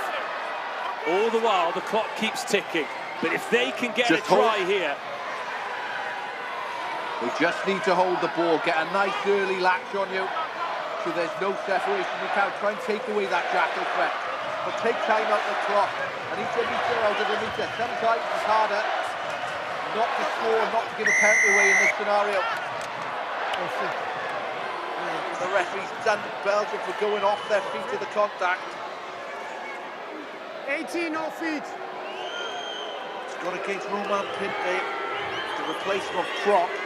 For Belgium. Okay, we play after kick. Yeah. There's a bit of crap setting in, and no surprise either. It has been hard go. Oh, here we go. Rodriguez wants to play. Rodriguez, oh my goodness. That is an important handful of shirt there, because otherwise he was away. Appleton swings it out, and now Rodrigo Marta. Lethal speed from Marta, and here's Camacho. This is more like it from Portugal. The first time we've seen this identity from them that they've become so famed for. Appleton got scragged, and then Storti too. But Portugal find themselves up over halfway and just looking again to empty this Belgian tank. There will be a gap, but where will it appear? That looks forward. Referee disagrees. Ah, here we go. Yeah, I think he had the call from this, but that was the first time really in this game that we've seen the identity of this Portuguese side that we saw in the World Cup. But credit where credit's due. It's all down to the defensive effort of this Belgium side. Stop them getting into the game. Number 2, they've got to do it for another 10 more minutes. Pedro Vicente coming on for Luka Begic of Portugal. Change in the front row. These supporters, these Belgian ultras. I want to see them every week. Phenomenal supporter base. And games like this and nights like this are the reason that they'll keep coming back. So think of the last 3-4 scrums now. It's been all Portugal. They've been completely dominant at set piece, particularly at scrum time. This needs to be channel 1. It needs to be fed into the 8 feet and in and away. Berger's got to be having those discussions with his number 8, with his hooker.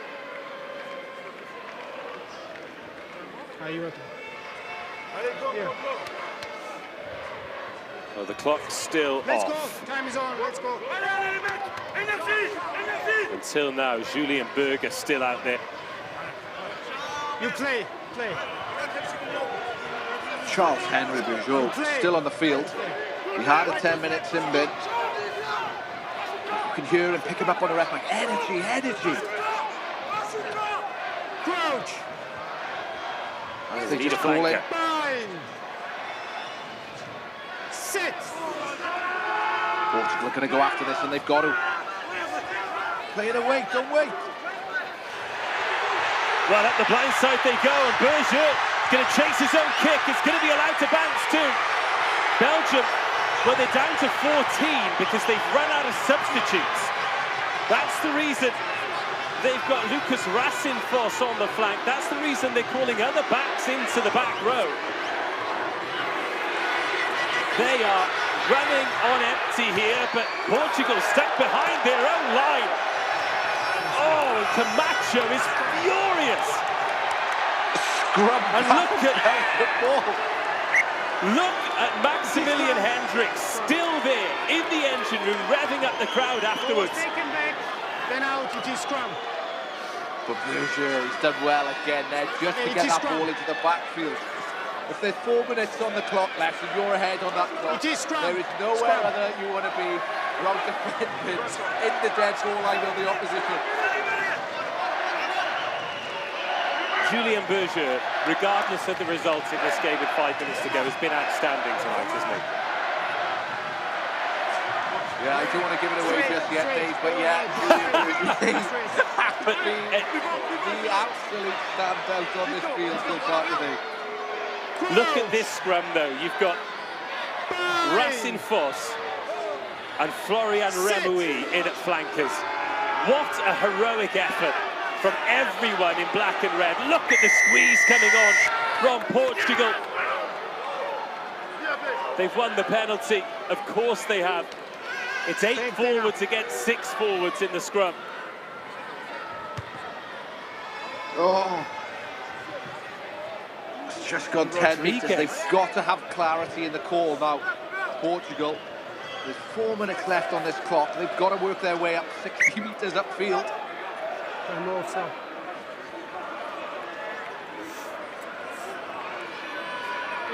Look at Hugo de Frank there, just coming in to communicate with everyone.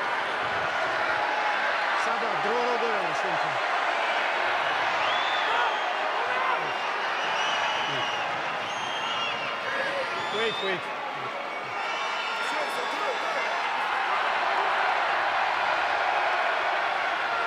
Vicente needs to find his man. Okay, 5 is out.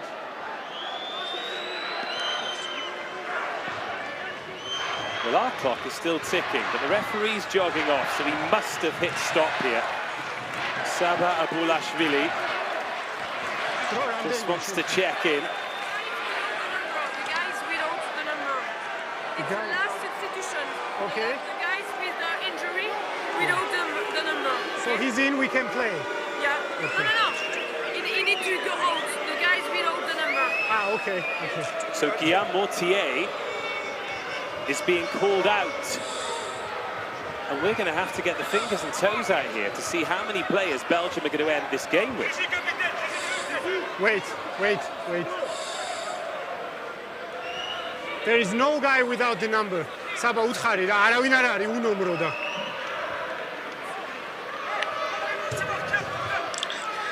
A little bit of confusion here. Okay. Time on, we Between play. the match officials. But he's playing on full steam ahead. Oh, Belgium challenged the line out. And they've turned it over. Unbelievable. And up the short side they go. Oh, they could have really done with keeping that ball in field, but still, the clock ticks. Portugal fumbled. Portugal fluffed their lines. And Portugal have 80 metres to make and 3 minutes to make it in. 3.5. 3.5, says the referee. If there's one message coming from the coaching box of this Belgian side, it's got to be discipline. Let Portugal have the ball. Just do not give them a cheap penalty. Do not allow them to work their way upfield. They're 10 metres from their try line, playing into the wind.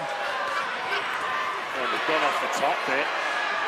They don't want to waste any time. No balls.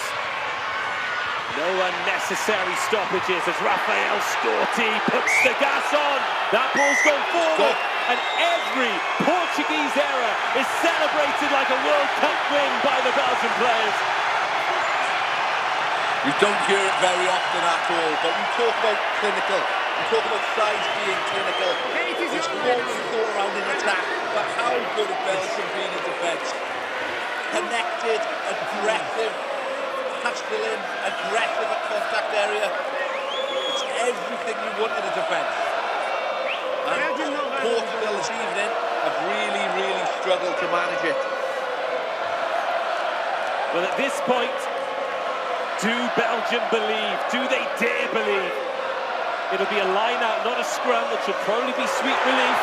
And that is a brilliant ball. What a seed to bring Belgium close to the 22 and closer to victory. Look at this work by the pack, but where's the ball? And is it playable? That's got to be a penalty. Oh, and a penalty advantage! This is enormous. Look at Berger, the back. There he is. Still with an advantage. Oh, a couple of phases.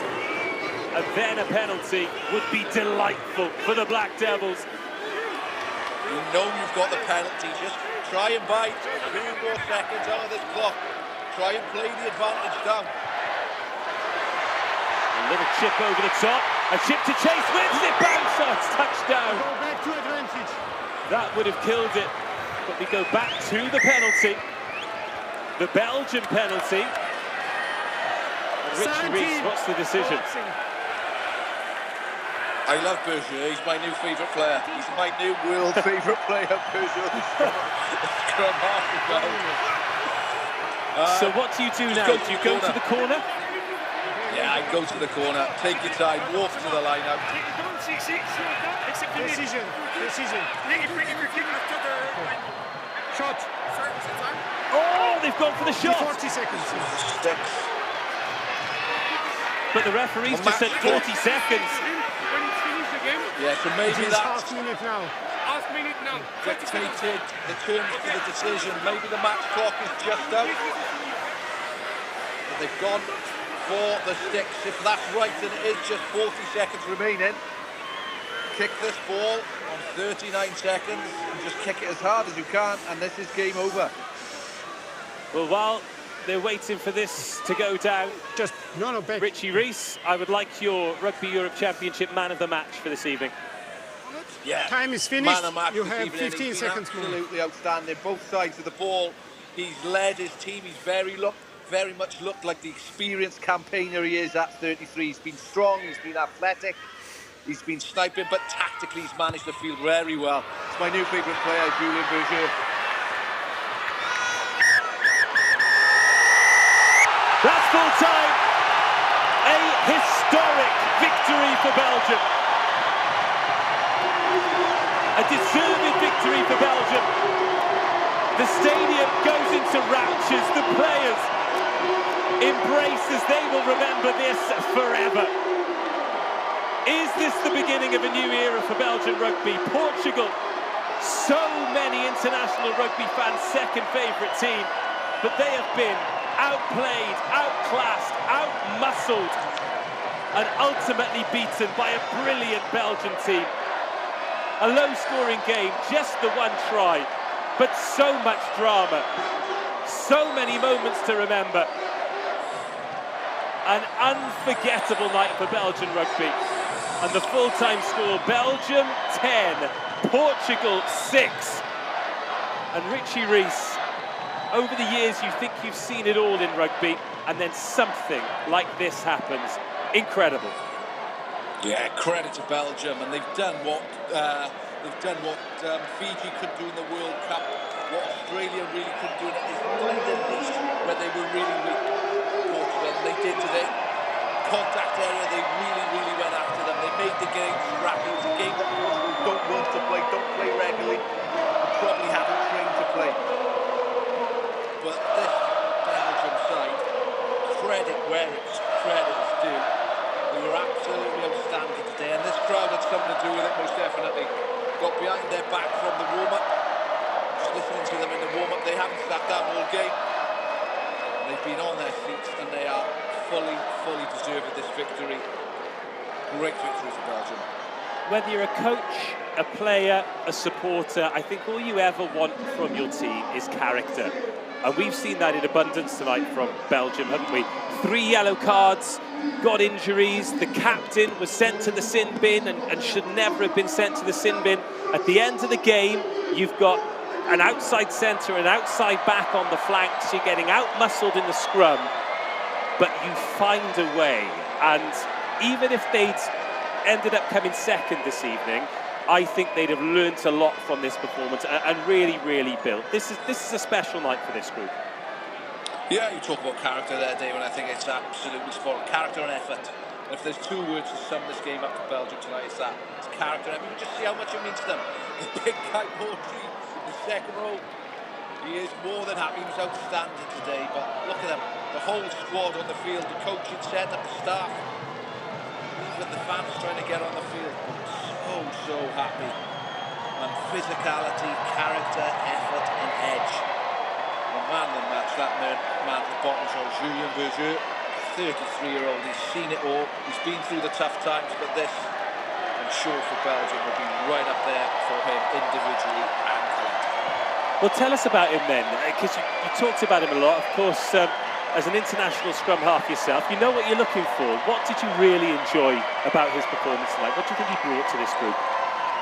It's probably his game understanding, mate, more than anything else. In those conditions, that's the sort of scrum half you need to manage a game and manage you around the field. Tactically, what am I doing when I do it? And also technically, his skill set is more than capable. But those conditions suited him down to a T this evening. And full credit to him, fully deserved his man of the match. Just look at the celebrations there. Coach, thanks for being here with us. What did you think of your match? Where do you feel it went wrong? First of all, the only thing is to congratulations to Belgium. I think from our part, it's not time to a lot of words. Now it's time for action. The only thing is Belgium deserve it, and congratulations to Belgium. Thank you. Okay, what positive points can you take from today to prepare the next games? To be 100% honest, none. Okay. It's a lesson, but we don't take nothing from here. Our fault. But congratulations to Belgium, okay? Thank you. Thank you very much. Thank you. Have a good rest. Thank you. For Portugal, and they said that was a lesson. What of Portugal then? I think we'll have a little bit of time to chat about them, because of course Belgium is the big story here with this lap of honour. There'll be more interviews to come, but this is a kind of back to square one chastening for them, isn't it, Richie? Yeah. Oh, bear with. I think we're going straight back down pitch side to get reaction from the winners. Captain, thank you for being here with us. What do you feel your team was missing today? First of all, congratulations to Belgium. They really put their hands up, and congratulations to them. But in terms of our game, we couldn't perform at all. We had a game plan, we couldn't manage to do our game plan, so we struggled a lot. In some areas of the field, we tried to counterattack too many times. We should have played in the right areas of the field, and we didn't do it. I think we felt the pressure. Is a new group, a new cycle starting and coming in, and we felt the pressure. Okay, what will be important to work on for the next match? Our connections between the backs we really have to work, and the forwards need to work a bit better, not only on set piece but along the field. And I think the mistake was on the backs, and we are really accountable to make the not such a great game with the backs. Okay, thank you very much for sharing this with us. Thank you, bye. Well, Tomasz Appleton there, saying that they felt the pressure, and that's not just the pressure of the environment, that's the pressure that this brilliant group puts on them. But I think very important now for Belgium to realise that this isn't a one-off, and they've got this quality, and they can make a dent in the best teams in this Rugby Europe Championship. Taking a look at the stats then, Belgium 10, Portugal 6, just the one try. It came early, and it was as a direct response from Hugo Aubrey scoring the first 3 points of the game. Hugo de Franck getting over the try line. Bearing in mind as well, they left a few out there. They missed 3 penalties. It could have been 19-6. But when it's your night, it's your night. And boy, oh boy, was it Belgium's night tonight. What an incredible performance by the home team. And can they use that as a springboard? Let's hear it from... for this big game. What are your feelings after that victory? Comment vous vous sentez après cette victoire? Yeah, it's incredible. It's amazing. Yeah, amazing. I'm very, very happy for these guys. It is incredible, and fighting spirit, and what mindset. It's incredible. I'm very happy for the guys, for the federation, for my staff, and just during the briefing, I said I think today we can make history, and you can create a wonderful moment for the Belgium rugby, and we have seen two wonderful moments in 2018 and 2020, and the third moment is now. It's wonderful supporters, and in Mons, but it's wonderful.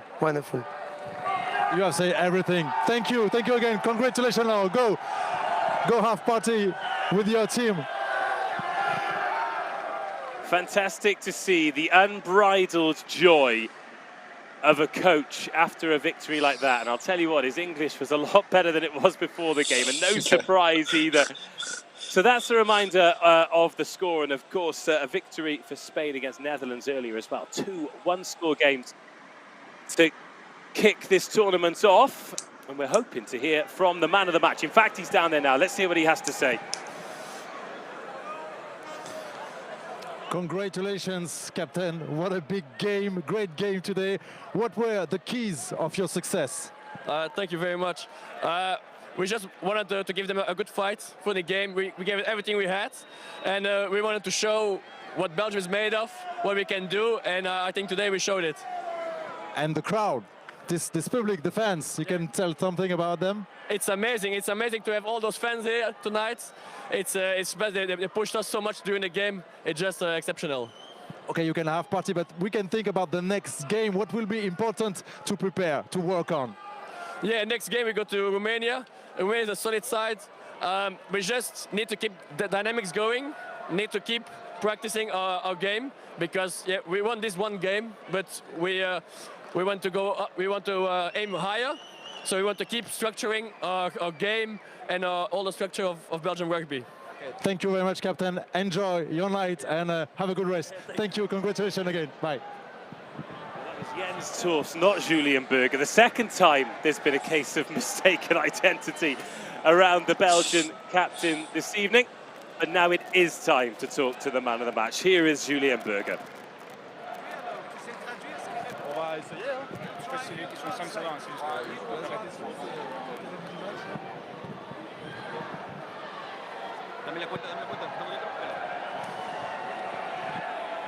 I am with Julien Berger. Congratulations, Julien. You are the man of the match. How was the game? How do you feel? Comment tu t'es senti? C'était très dur. Franchement, il y a une belle équipe du Portugal. On s'était donné pour objectif de rien lâcher, quel que soit le résultat. Une victoire, c'était en bonus. Et le principal, c'était de faire un gros match pour une équipe en construction pour nous. Donc on est très content. Vraiment, tout le monde a sorti un gros match et on est très content de la victoire. So the man of the match is very happy because it was a tough match. This team, this Belgian team is in building, so in setup. So face this tough Portugal team was a very good fight, and the target is much more than expected because you won this match. Congratulations again. So what can you tell us about the crowd tonight? C'était incroyable, vraiment un public incroyable qui nous a poussé jusqu'au bout. D'ailleurs, je suis pas sûr qu'on soit arrivé sans eux, donc c'est vraiment incroyable. Il y a une ferveur en Belgique, pourtant c'est pas un sport extra populaire comme le football là ici, mais on a des supporters incroyables, donc c'est grâce à eux, ils nous ont portés et on est content de leur offrir la victoire. So a crowd, an incredible crowd with the fans that support the team at every minute of this game. So he thanks all the fans in the stadium. Thank you very much. Enjoy your night. Have a good rest. Thank you. Bye.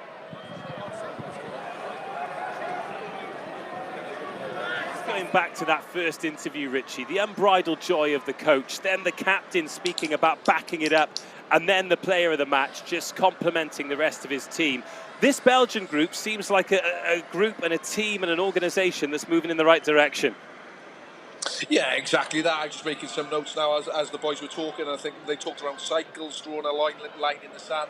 2018, 2020, now 2024 is where this Belgium side start and go again. So they were absolutely outstanding this evening. They talked around the passion and how incredible the crowd was, but the players themselves have to take a lot of responsibility. I thought they were outstanding from 1 to 23 and the coaching staff. They had a game plan, they stuck to it, and full credit to them. Well, let's take a look at some of the best bits of the game then. There was only the one try, as we keep mentioning, but the story of the game began. Portugal got us underway. They had a great start. They got that penalty, and perhaps we thought that was going to be the feature of the game.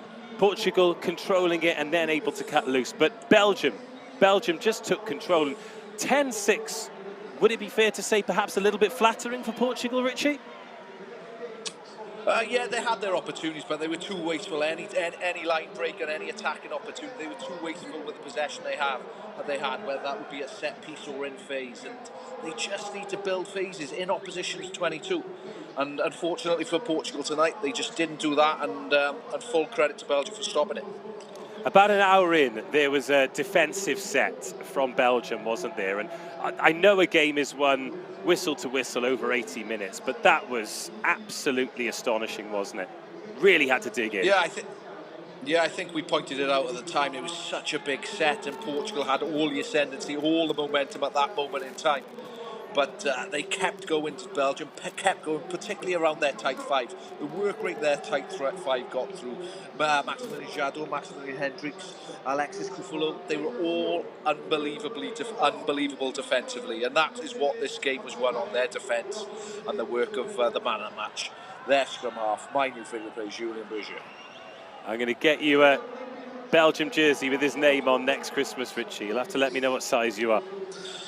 Please do. And then towards the end there, the half-back changing, Camacho and Rodriguez, they brought a new energy, but as the clock was running out, it felt a little bit like their patience was running out as well, didn't it? Yeah, a little bit like they're chasing the sails. It was all a little bit too late, and they did then create opportunities. But going back to exactly what we've just said, they were creating them, they just couldn't manage to finish them off. Just take the extra phase, just take the extra two phase. What that will do then is pull defensive numbers into the contact and will create space further out.